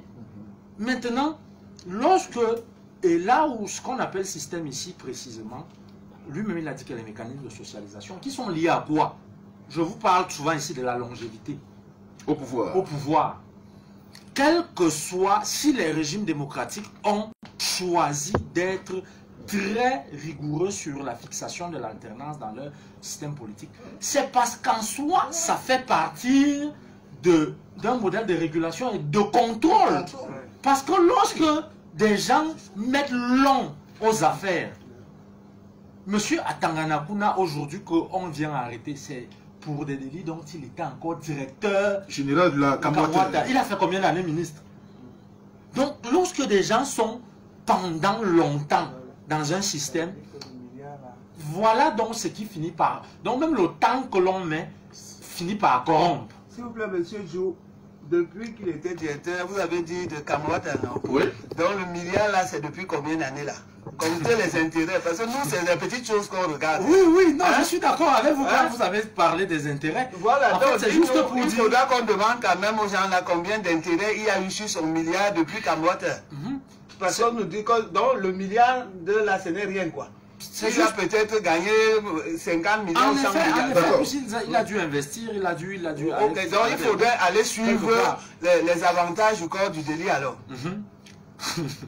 Donc, quand l'aîné, là, tout à l'heure, tous ceux qui ont parlé des réformes, là, tout à l'heure, effectivement, que c'est de manière structurelle que l'on doit engager ces réformes, qu'on aille donc voir ce qui cause même le vol, puisqu'il s'agit du vol, ce qui cause le vol. Et je suis tout à fait d'accord que on peut avoir des ministres dans ce système qui ne volent pas, mais c'est l'exception. Lorsqu'il est en train de dire, on ne peut pas dire de manière absolue que tout le monde vole, mais lorsqu'il est en train de dire que si on vous met là, en fait c'est que le cadre est prédisposé à vous faire chuter. Même lorsque vous avez des valeurs fortes, le temps va finir par éroder ces valeurs qui sont fortes. Pourquoi? Parce que vous avez des pressions de toutes parts et de nouveaux enjeux se présentent. Que lorsqu'on va même vous faire comprendre que, et puis même quand on vous met, vous êtes déjà piégé. Vous êtes déjà piégé. C'est un système qui fonctionne comme tel. Il faut tenir tout le monde. Et c'est ce que vous avez appelé les mécanismes de socialisation. Qui piège le système? Non, qui piège? Le système là, un chef. Qui piège? Moi, je veux que, à côté de ce discours sur le système, quand l'on interroge le leadership, parce qu'il faut qu'à un moment donné, des gens prennent les responsabilités et disent qu'est-ce que je vais faire, puisque au Cameroun, que l'on le veuille ou non, on a quelqu'un qui est du moins formellement puissant, c'est le président de la République. Et il s'est dit, qu'est-ce que je vais laisser, vous connaissez l'histoire de Gaulle, qu'est-ce que je vais laisser à la postérité? Parce que je suis conscient de ce que si on continue comme ça, nous allons vers l'implosion. Il y a de cela quelques années, on n'avait pas la guerre au Nozo. On n'avait pas les ressentiments, on n'avait pas ce type de soucis aujourd'hui. Vous voyez ce qui se passe dans le septentrion. Oui. L'affaire à Tanganakuna est en train de prendre une dimension. Et moi, c'est prévisible. Puisque on a laissé à Tanganakuna, ok, comment est-ce qu'on va faire donc de nos? Pourquoi? Parce que la société elle-même, pour brouiller la défense de l'intérêt général et la mise ensemble derrière des causes, on a fini par faire croire que c'est le repli identitaire qui est le véritable réceptacle de la société. Aujourd'hui, on va vous faire comprendre que le nom Atangana sonne. On a oublié qu'Aman Adama avait été libéré il y a de cela quelques années. Et c'est de bonne guerre, puisque c'est ainsi qu'on a nourri la société camerounaise.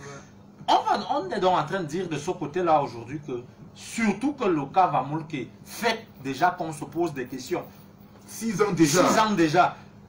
Iya Mohamed, Marafa, on dit est-ce que c'est parce que ça a Tangana? Si c'est même la restitution du corps du délit là, dites-nous ce qu'il faut pour Iya Mohamed depuis tout ce temps, pour qu'on sache donc si c'est même ça que vous voulez, pour que le septentrion s'organise. Dites-nous même pour qu'on sache pourquoi à Tangana et pourquoi pas les autres. En fait, mais ça ce sont les conséquences, ça ce sont les effets de la situation. C'est pas ça qui est au cœur même. Il faut attaquer véritablement la causalité. Oui, et cette réforme, je suis donc en train de dire, il y a d'abord la longévité. que l'on cesse avec, qu'après M. Biya, on n'est plus, et que nous changeons même des paradigmes, parce qu'à un moment donné, les administrateurs, aucun pays ne peut se développer avec la préfectorale et l'administration civile. Lorsqu'on parle de décentralisation, un pays comme la France, vous allez voir que le préfet, il ne joue que le rôle de celui qui amène devant la justice, parce que le préfet a un rôle de checking, de contrôle de la loi. Ça veut dire qu'il ne fait que des recours auprès de la justice lorsque les autorités régionales ou les collectivités territoriales, lorsqu'ils estiment qu'elles sont en train de violer la loi, et c'est le juge administratif qui prend la décision parce que le préfet a conduit. C'est le rôle du préfet, c'est tout.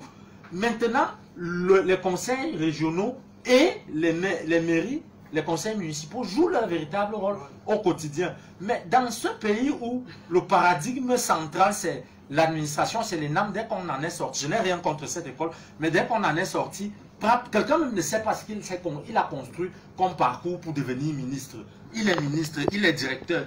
Je dis son véritable parcours, qui fait que, je dis même parcours politique, parce que les hommes politiques, contrairement à ce que les gens peuvent croire, les hommes politiques ont des visions.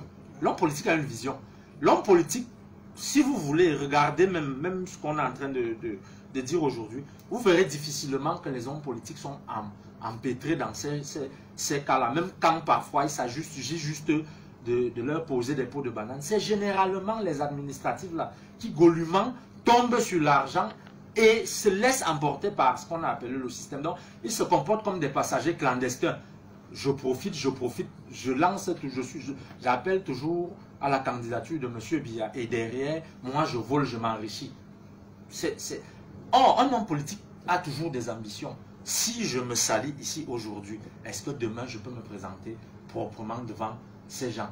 Si tout le monde sait que j'ai ramassé, j'ai pris, je me suis enrichi de façon ostentatoire. Demain, quand je viendrai aussi me présenter à la tête du RDPC, est-ce qu'on va... Pas tous les hommes politiques même sont les hommes d'affaires plus même que les hommes. Ils ne sont pas des hommes politiques parce que ce ne sont pas des hommes politiques. Non, mais c'est ce que vous dites. Mais ici, on met quand même l'étiquette que voilà l'homme politique. Donc vraiment, il faut peut-être alors commencer à regarder dans le sang. D'accord. Autre réaction d'Esbatek dit, on dit avantage prévu par la réglementation. En vigueur, Esmoï Sombé dit, le système corrompt effectivement les mœurs. Daré les Dixon dit, cela commence par le haut, et c'est le haut qui fabrique le voleur. D'ailleurs, il dit voler, tant que mon pouvoir n'est pas menacé, je n'ai pas de problème. Thierry Batoum, comment peut-on aujourd'hui travailler à la déconstruction des mentalités rétrogrades au développement, observé aujourd'hui dans l'ensemble des strates bureaucratiques du pays? Il faut d'abord changer le moule. Il faut changer le moule et... Je vais poser l'idée du grand frère Thierry qui précisait opportunément, contrairement à ce que madame dit. Dans notre pays, le mot vol change de sens parce que chez nous, le vol est autorisé. Le vol est autorisé. Au sommet, bien sûr. Le système, bon, le mode de gouvernance, pour ne pas énerver le grand frère, le mode de gouvernance, non, c'est pour vous titiller. Le mode de gouvernance autorise le vol. Donc, autorise à la prise d'une chose sans toutefois que l'on vous y autorise. Parce que nous avons des caisses noires. Nous avons même dans le budget une ligne 94 qui ne dit pas ce que vous devez faire, mais il y a une somme d'argent qui y est versée. Ligne 94 et ligne 67. Dans tous les ministères, dans toutes les directions, il y a une caisse où on vous autorise à y mettre de la même messe. C'est une manière pour le système gouvernant de vous tenir. Parce qu'il est le seul à vous demander à justifier cet argent. Même en politique, monsieur Batou, même en politique, aussi a dit l'autre jour que le SDF a reçu pour tourner à l'année 100 millions. Donc, on vous fait aller à l'Assemblée, on vous donne de l'argent, et comme ça, vous pouvez tourner. Et le petit crack qui n'est donc pas à l'Assemblée, il sera fort comment? Et quand en plus de ne pas avoir des subventions comme eux ils ont, parce qu'ils sont à l'Assemblée. Il faut donc tout faire pour aller quand on va nous donner. Non, nous sommes dans un système qui gave. C'est le financement des partis politiques. Non, qui gave comme on gave les oies. Parce que quand on vous a déjà gavé, on vous étouffe après. C'est pour ça que vous voyez que même les parlementaires, c'est vrai qu'au Parlement, on parle et on ment. Mais aujourd'hui, on amène même les parlementaires encore à voler. Parce que quand on vous gave autant, vous ne pouvez plus prendre la bonne décision. Et comment le CRAC va faire pour aller à l'Assemblée quand le CRAC dit que les valeurs morales, qui dans ce pays peut aller dans un parti qui dit que ne volons plus? Vous comprenez que le CRAC restera toujours petit parce que à partir du moment où vous prônez les valeurs morales, les gens refusent de vous suivre. Si les gens sont pour le changement, alors qu'ils aillent dans un parti qui prône les valeurs morales, qui dit qu'il ne faut pas toucher au bien public. Il ne faut pas prendre des milliards pour sacrifier des écoles. Qui va donc suivre? On va toujours nous appeler parti. Vous nous dites battez-vous pour aller à l'Assemblée. Un parti qui n'était pas grand, à qui on donne 100 millions pour tourner à l'année. Donnez-moi 100 millions pour que je fasse tourner le CRAC sans être voleur et vous verrez comment on va changer ce pays. C'est entendu. Thierry Bachou poursuit. Alors madame, la question du comment faire. Nous avons dit ici qu'il faut réformer, il faut réformer en tout. Mais il faut également réformer à partir de la maison. L'exemple que le frère relevait tout à l'heure de nos jeunes frères qui se sont amassés dans les rues pour acclamer le président Macron. Je n'ai pas vu un parent s'offusquer de cela. Savoir que mon enfant est sorti, jusqu'à 1 h du matin, il était dehors, couché sur le goudron. Non, si ces étudiants ont des parents. Aucun parent. Aucun des parents. Il y avait également des élèves. Il y avait même des parents. Il y avait des parents aussi. Vous comprenez les grands-parents. Les grands-parents. Il y avait même les grands-parents. Il y a une éducation populaire. Commençons par nous-mêmes. On appelle ça l'hospitalité. Comment est-ce qu'on fait pour devenir Comment est-ce qu'on fait pour être nommé dans notre pays? Ça passe par où? Comment on fait pour entrer à l'ENAM? Comment on fait pour entrer à l'ENAM? Voilà les questions de fond. Comment on y accède? Comment on fait la série de fond? Et lorsqu'on y sort pour servir qui? Pour servir quoi? De quelle manière? Nous voyons aujourd'hui le comportement des sous-préfets, des préfets et des gouverneurs. Ils sont au service de qui? Madame parlait de la réforme de Délécam. Même lors des élections, on sait que ces autorités ont un parti pris. La faute commence par nous, par eux-mêmes. Donc il y a un travail éducatif qu'il faut faire. Nous devons d'abord nous-mêmes nous sacrifier. C'est dire que le changement commence d'abord par moi-même, M. Dassi. Par moi-même. À partir de ce que je fais, de là où je me trouve. D'accord, ok. Par moi-même.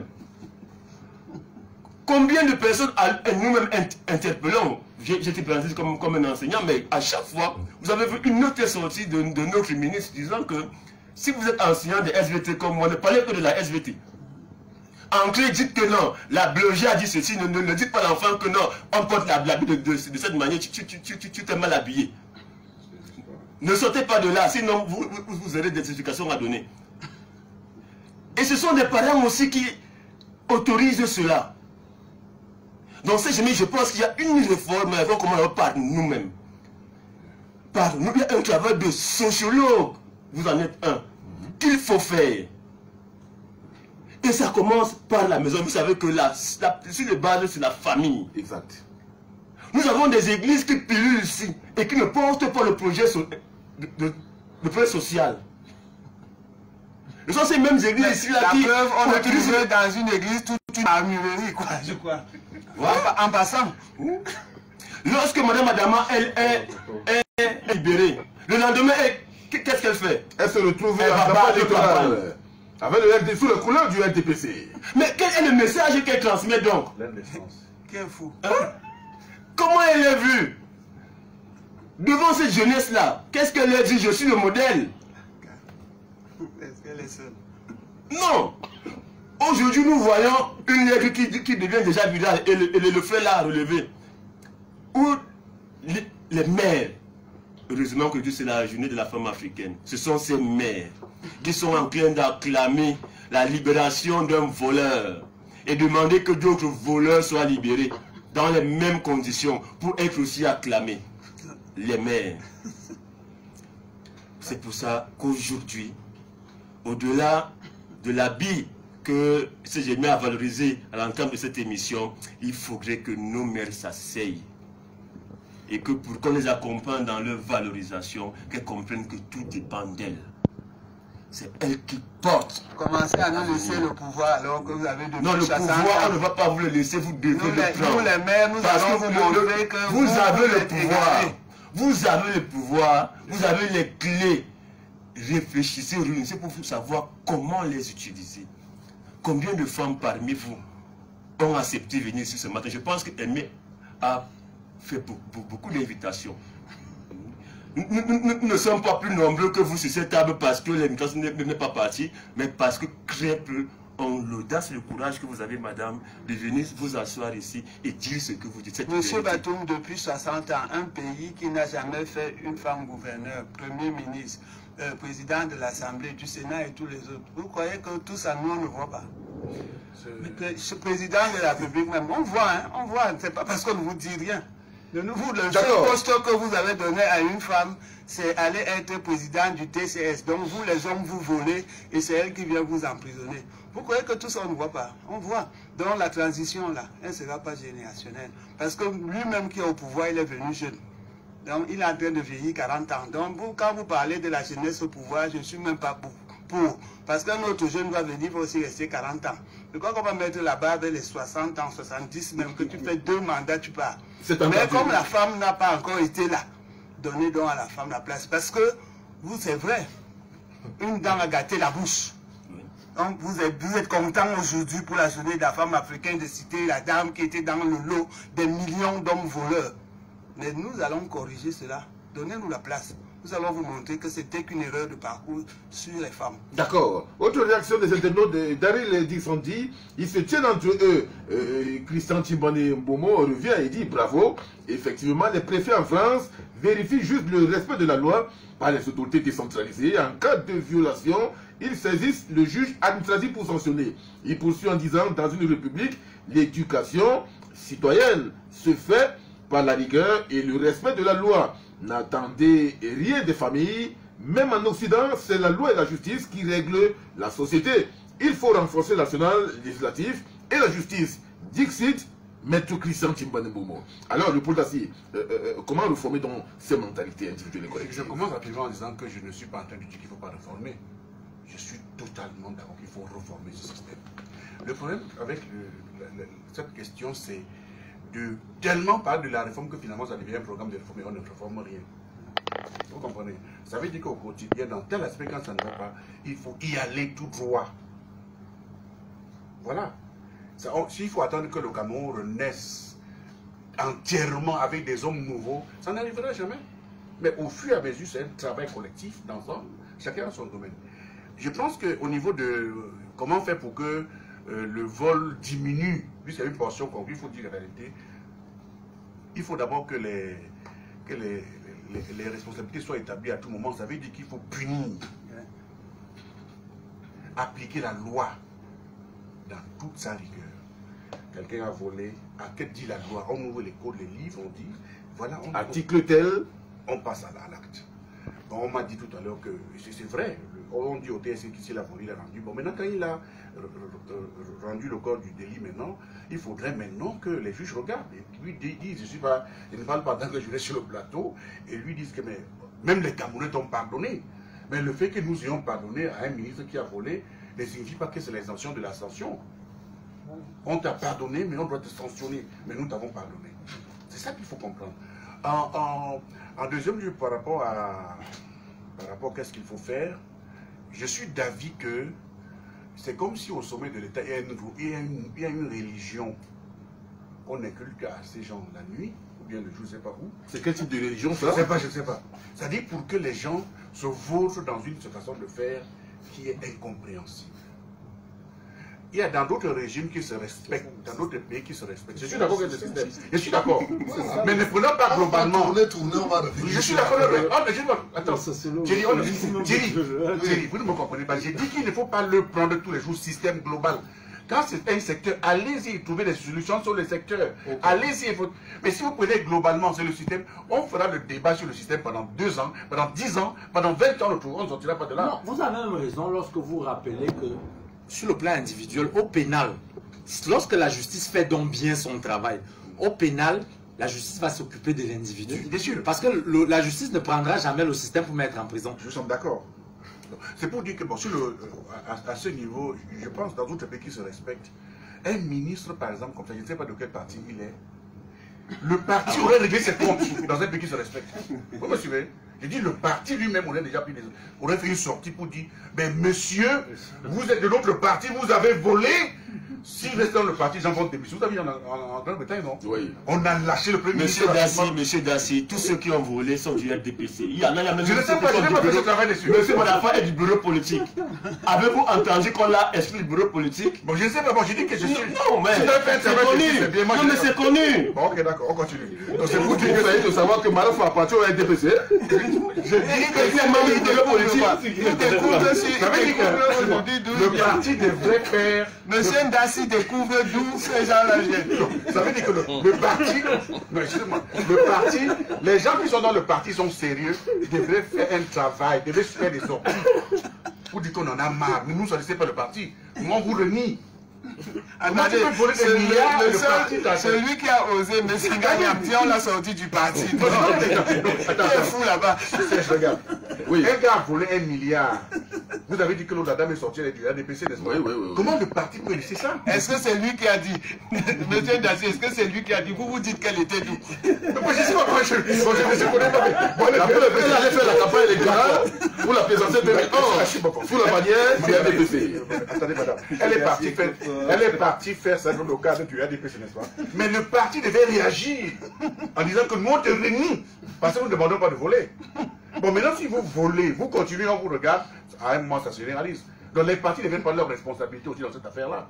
Pour ne pas permettre, commencer déjà à renier la mauvaise graine. Renier la mauvaise graine. Non, comment M. Ndassi dit les partis, il faut dire le parti? Bon, je ne peux pas dire que c'est seulement dire les mauvaises graines partout, mais sur RDPC qui a je ne sais pas comment on appelle ça, qui a le trophée. Bon, il faudrait que les autres partis ne suivent pas cet mauvais exemple. D'accord, alors si on avait le sujet principal, présidentiel 2021, Paul Biya partira pas, c'est la question qu'a posée cette semaine. C'était le 27 juin dernier, le quotidien Mutation, qui dit d'ailleurs que le président de la République, qui recevait son homologue français Emmanuel Macron, a tout dit, c'est gardé d'annoncer s'il briguera un 8e mandat dans 4 ans. Thierry Ndong, quel est le regard que vous portez sur la situation à la tête de l'État et relativement à la réaction, à la réponse apportée par Paul Biya à la question qu'a posée la journaliste française Annie Tuller? Je constate que nous n'avons pas beaucoup avancé, c'est-à-dire la venue de Macron ne nous a pas apporté plus de lumière sur la succession, parce que la question que la journaliste française pose, en fait, c'est une préoccupation française. C'est l'une des préoccupations que le président français avait dans son agenda. Oui. Et donc, je constate là que M. Biya est resté égal à lui-même. C'est-à-dire que le brouillard, il garde le brouillard sur l'après 2025. Oui. Voilà, donc, alors, qu'est-ce que vous voulez que je dise? Tout ce qu'on va dire ici, c'est de la spéculation. Donc, je pense que avant 2018, avant l'élection de 2018, il avait répondu à un journaliste que c'est certain, mais lointain.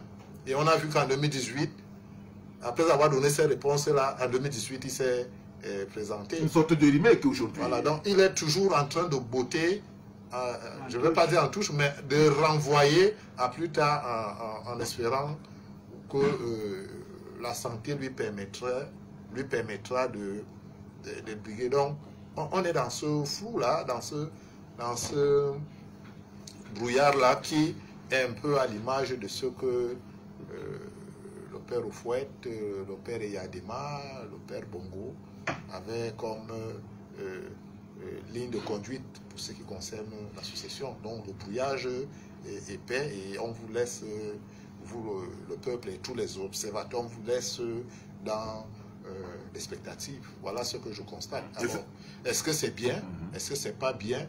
Je ne saurais dire, mais je pense que quand on a un pays aussi complexe que le Cameroun, un pays qui a besoin d'être reformé de fond en comble comme le Cameroun, je dis, c'est en même temps risqué, c'est en même temps sensible et délicat. Je pense qu'on ne peut rien attendre si le Seigneur nous donne des jours de vie. D'accord. Et c'est Jéricho, pourquoi Paul Biya entretient-il toujours le brouillard autour de la succession à la tête de l'État du Cameroun? Non, moi je crois que mon prédécesseur a même clairement répondu. Il a dit qu'il est constant. Il a toujours été... En fait, on a pensé à 2015, si on a vu. Ça veut dire qu'après il s'est présenté, il est constant.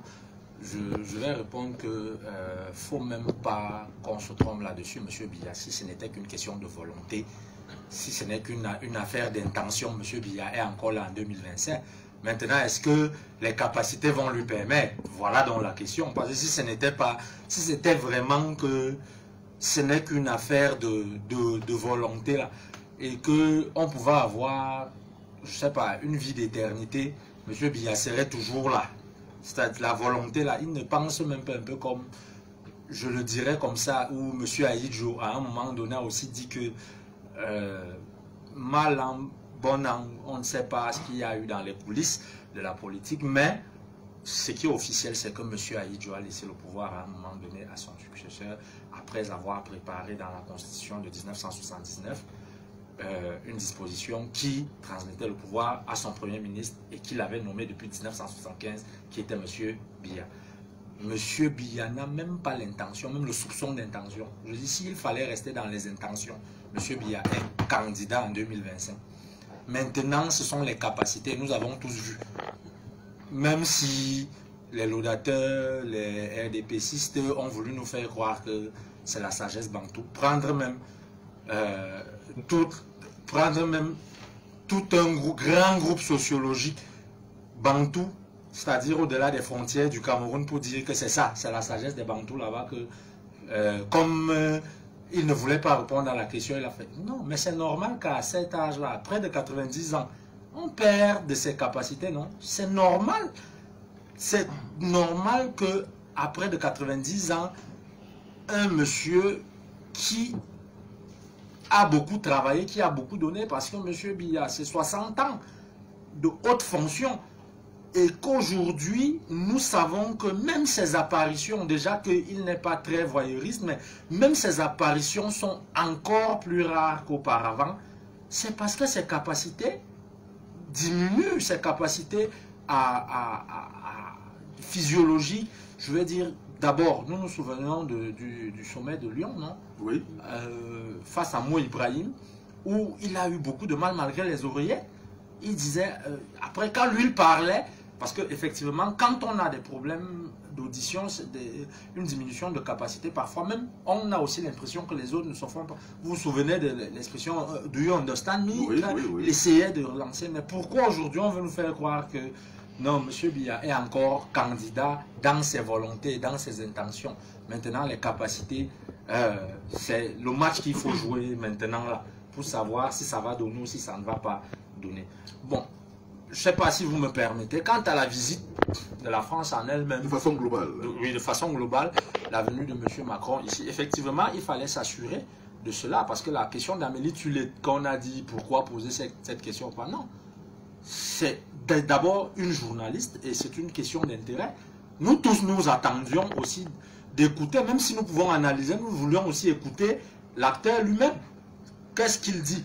Bon, il n'a pas voulu dire clairement, ou alors il a dit à sa façon, mais la venue du président français ici s'inscrit dans le cadre d'une situation de conflit que j'appellerais une résurgence de la guerre froide, ou alors une sortie de pause de la guerre froide. Et nous avons vu la version chaude directement de la Russie et l'Ukraine qui est supportée aujourd'hui par le monde occidental d'un côté, et la Russie qui est en train de vouloir, est en train d'esquisser une reconfiguration du monde aujourd'hui, du rapport de force dans le monde. Et sachant que le Cameroun, parce que ce n'est que par des péripéties de l'histoire que le Cameroun n'a pas constitué la capitale de ce qu'on a appelé l'Afrique équatoriale française, parce que c'est militairement que la France arrive au Cameroun en 1916 avec la Grande-Bretagne. Autrement, le Cameroun aurait été le Brazzaville de l'époque. Et aujourd'hui, ça donne que le Cameroun est donc ce carrefour, l'état pivot de l'Afrique centrale, CEMAC, tout au moins, parce que l'Afrique centrale, CEMAC, où on retrouve les structures de parentalité internationale de la France, qui est l'acteur majeur à côté de ses acteurs mineurs. Donc, lorsque Macron veut réorganiser la tenue de sa sphère d'influence, il est tout à fait normal qu'il revienne au Cameroun, sachant que la Russie est donc dans un projet de concurrence ouverte avec le monde occidental aujourd'hui. Et pour cela, quand il vient au Cameroun, il va rencontrer qui? Il va rencontrer le chef de l'État, parce que, au moins au niveau diplomatique, c'est une causerie entre les décideurs. Et c'est ce qui s'est produit dernièrement. Mais j'insiste sur le fait que nous n'avons pas fait bonne figure. C'est pas parce que je suis un opposant que je voudrais que l'image du Cameroun soit toujours traînée. C'est déplorable, ça fait honte.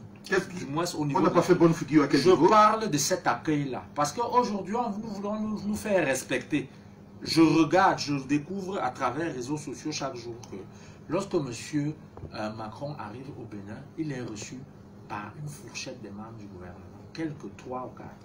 Et lorsqu'il s'en va rencontrer Patrice Talon, quand vous voyez l'échange, c'est un échange franc de personnes. Et quand vous voyez un Achille Mbembe qui était dans la suite d'Emmanuel Macron, peut-être les gens n'ont pas compris ce qui s'est passé au sommet d'octobre 2021. En fait, à Montpellier, M. Achille Mbembe, c'est un militant UPCiste de la première heure. Oui. Donc, il a tout simplement fait comprendre aux Français que, de toutes les façons, la génération d'Africains que vous avez eu à martyriser ou que vous avez eu à mettre au pouvoir et qui ne vous rendaient que compte, celle-là, elle est en train de finir. Il y a une jeunesse décomplexée qui a l'outil du téléphone intelligent que vous avez créé et qui peut communiquer à travers toute l'Afrique et qui ne va plus vous laisser faire ce que vous voulez et comme vous entendez le faire. D'autant plus que le monde est davantage ouvert aujourd'hui. Et cette génération-là aura forcément de l'influence sur leurs décideurs. Et peut-être que les décideurs seront même issus de ces groupes-là. Et dès cet instant, c'est clair que vous vous plaignez du ressentiment anti-français aujourd'hui, mais vous pouvez encore le transformer, que ce ne soit plus seulement, parce que personne ne connaît les effets de ce ressentiment, mais venez reconfigurer, allez reconfigurer votre façon de coopérer avec ces pays africains, parce que de toutes les façons, l'issue ne vous sera pas favorable. Et c'est comme ça que Macron s'inscrit. Donc, voilà pourquoi Macron ne peut pas venir véritablement par volonté rencontrer un président comme M. Biya. C'est qu'il n'est pas venu parce qu'il voulait ou bien... C'est qu'il est tenu de le faire. Et on voit la jeune, je crois que lorsqu'il va étudier au Club Yannick, il dit que lui, Macron, n'aurait jamais été président s'il était au Cameroun. Donc, voilà un peu ce que je pourrais dire au sujet de la... D'accord. Le Paul Dacier, en même temps, Paul Biya, je tiens ce brouillard autour de l'institution de l'État, à la tête de l'État du Cameroun. En même temps, on voit parallèlement le mouvement du franquisme qui défait la chronique depuis ces derniers mois. Qu'est-ce qui se passe? Est-ce que c'est finalement un mauvais cinéma qui est organisé par certains lobbies au sein du Sérail? Je sais pas, oh, c'était pas franquiste, c'était frambiste, je croyais comme ça. Il y a le franquisme, il y a même le fébisme. Fébisme, bon, là je ne sais plus trop. Fébisme, c'est Emmanuel Biya. Il y a encore un autre même, RFFC. Oui. Au moins 3 conglomérats qui s'organisent. Je vais défendre le rassemblement des franquistes. Mais je vais répondre sincèrement. Mais le préfet de la ville a été intervenu cette semaine pour interdire justement, pour faire savoir que il le n'était pas parce que le rassemblement, c'est un faux communiqué. Qui est fou, qui est fou. Je vais répondre sincèrement à ta question, Serge. Oui, allez-y. La question de Amélie Tulé au palais était à tout le sens de la question que tu poses maintenant. Elle a demandé au président de la République monsieur le président de la République, est-ce qu'en 2025, vous allez céder la place à un jeune pour conduire la candidature de votre parti à l'élection présidentielle, ou bien vous allez vous maintenir? C'est la question qu'elle a posée. Je paraphrase en tout cas. Et donc, sa question était au sein du parti, le RDPC, en fait. C'est ce qu'elle a dit. Enfin, je m'en tiens à son raisonnement. Et le président de la République, maintenant, lui a répondu en gardant sa posture de chef de l'État, président de la République, en disant qu'écoute, je suis encore en plein mandat et que d'ici 4 ou 3 ans, je... Alors, tant pour l'arithmétique. Bien sûr. 7 moins 4 ou 3. Voilà, c'était bien répondu. Donc, en réalité, la question que Amélie voulait que le président de la République, Paul Biya, réponde, il n'a pas répondu. Et c'est intelligent de sa part, je pense. Moi, j'aurais pu répondre de cette manière, ça, il faut dire. Je trouve que c'était cela. Donc, la question, en réalité, d'Amélie Touré, posait le problème de la succession. Non pas seulement, elle comprenait.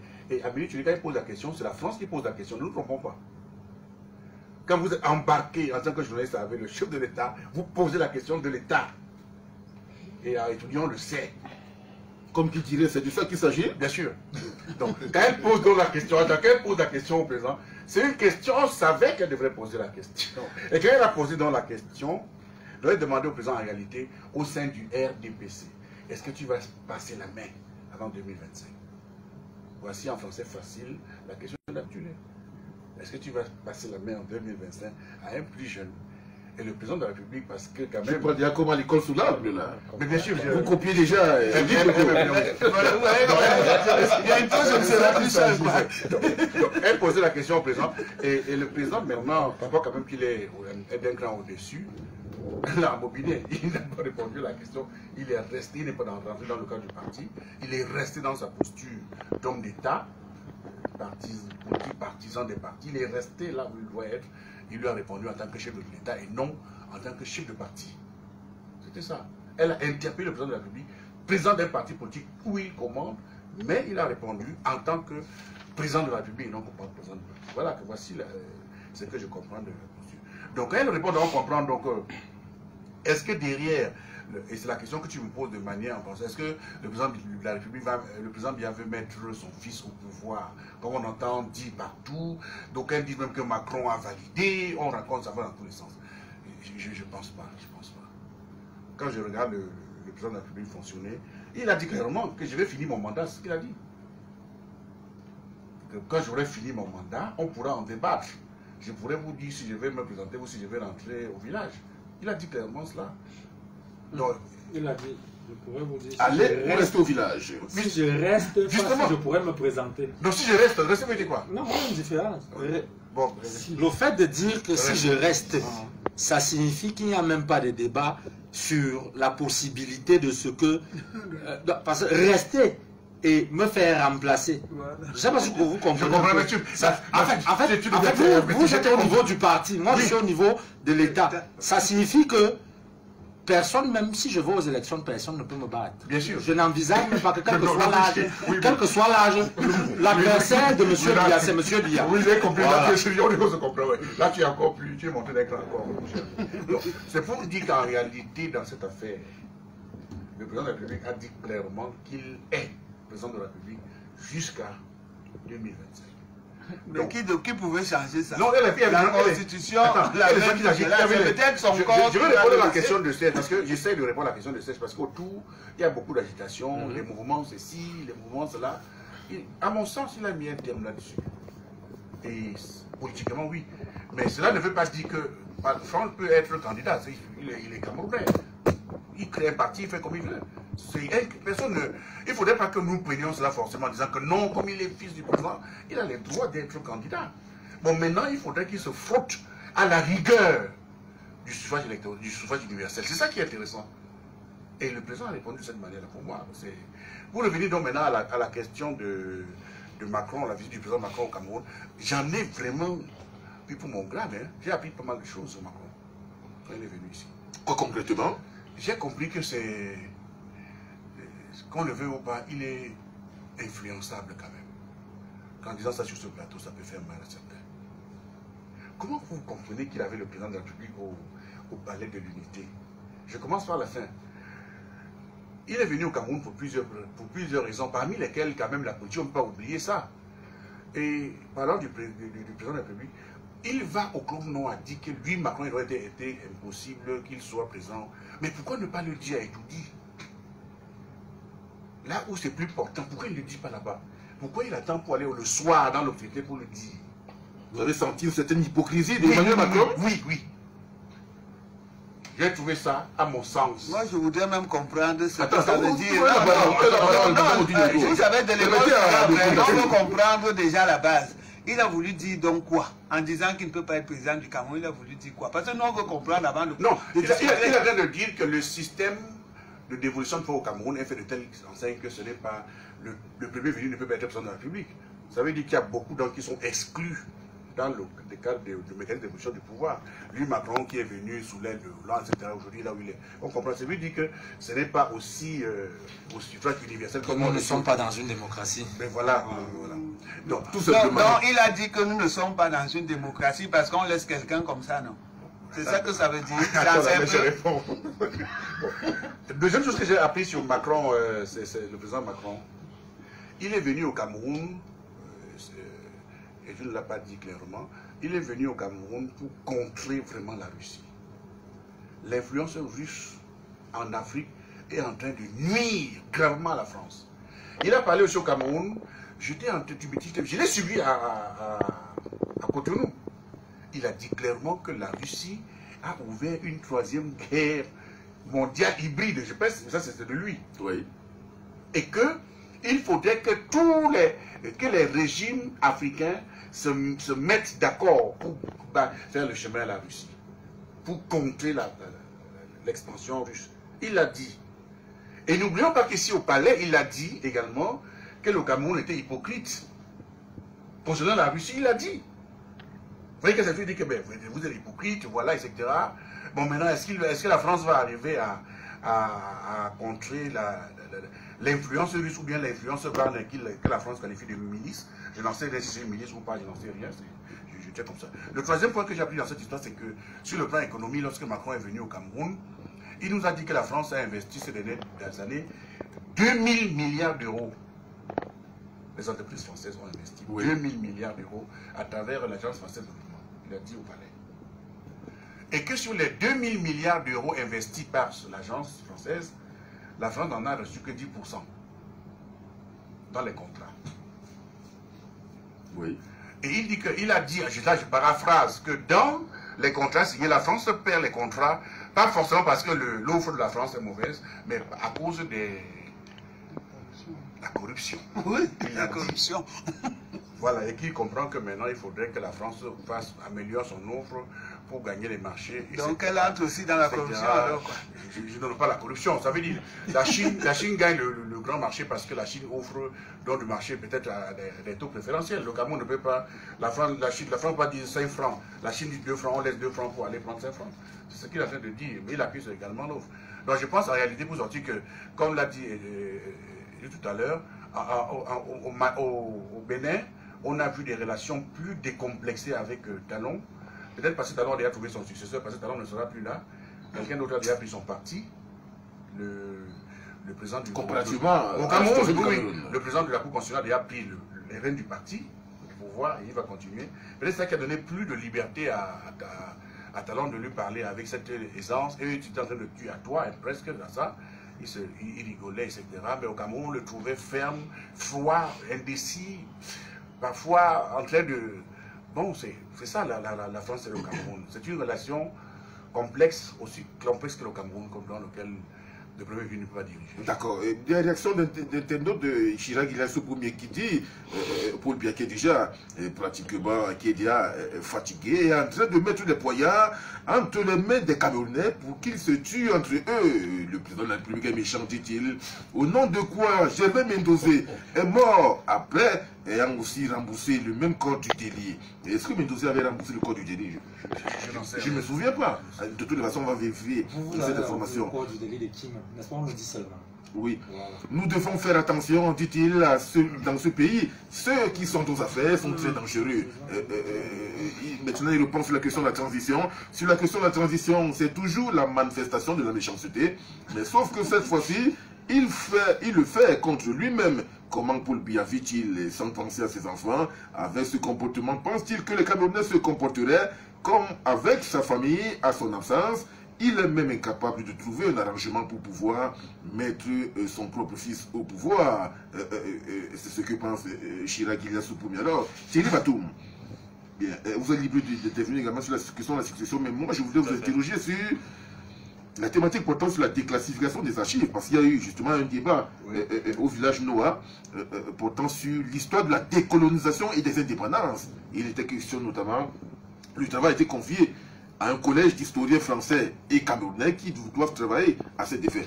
Sur le plan de l'orientation méthodologique, est-ce que cela vous satisfait concrètement par rapport aujourd'hui au débat qui va porter sur la déclassification des archives? Alors, si j'aimerais avant de répondre à cette question, permettez-moi quand même de dire un mot concernant la succession pour aller peut-être dans le sens de siège où nous avons la tête de notre État, un monsieur qui n'a pas pensé à une vie après le pouvoir. Lorsque nous questionnons son parcours, il a été formé à l'école d'administration des colonies. C'est un colon. Il se comporte comme un gouverneur qui est placé. Il sait aujourd'hui que même son fils Franck Biya, dans le pouvoir, il le mettra en prison. Ah bon? Pour gagner l'amour du peuple. Il le sait. La véritable question, et M. Dassi l'a dit, c'était la succession à la tête du RDPC.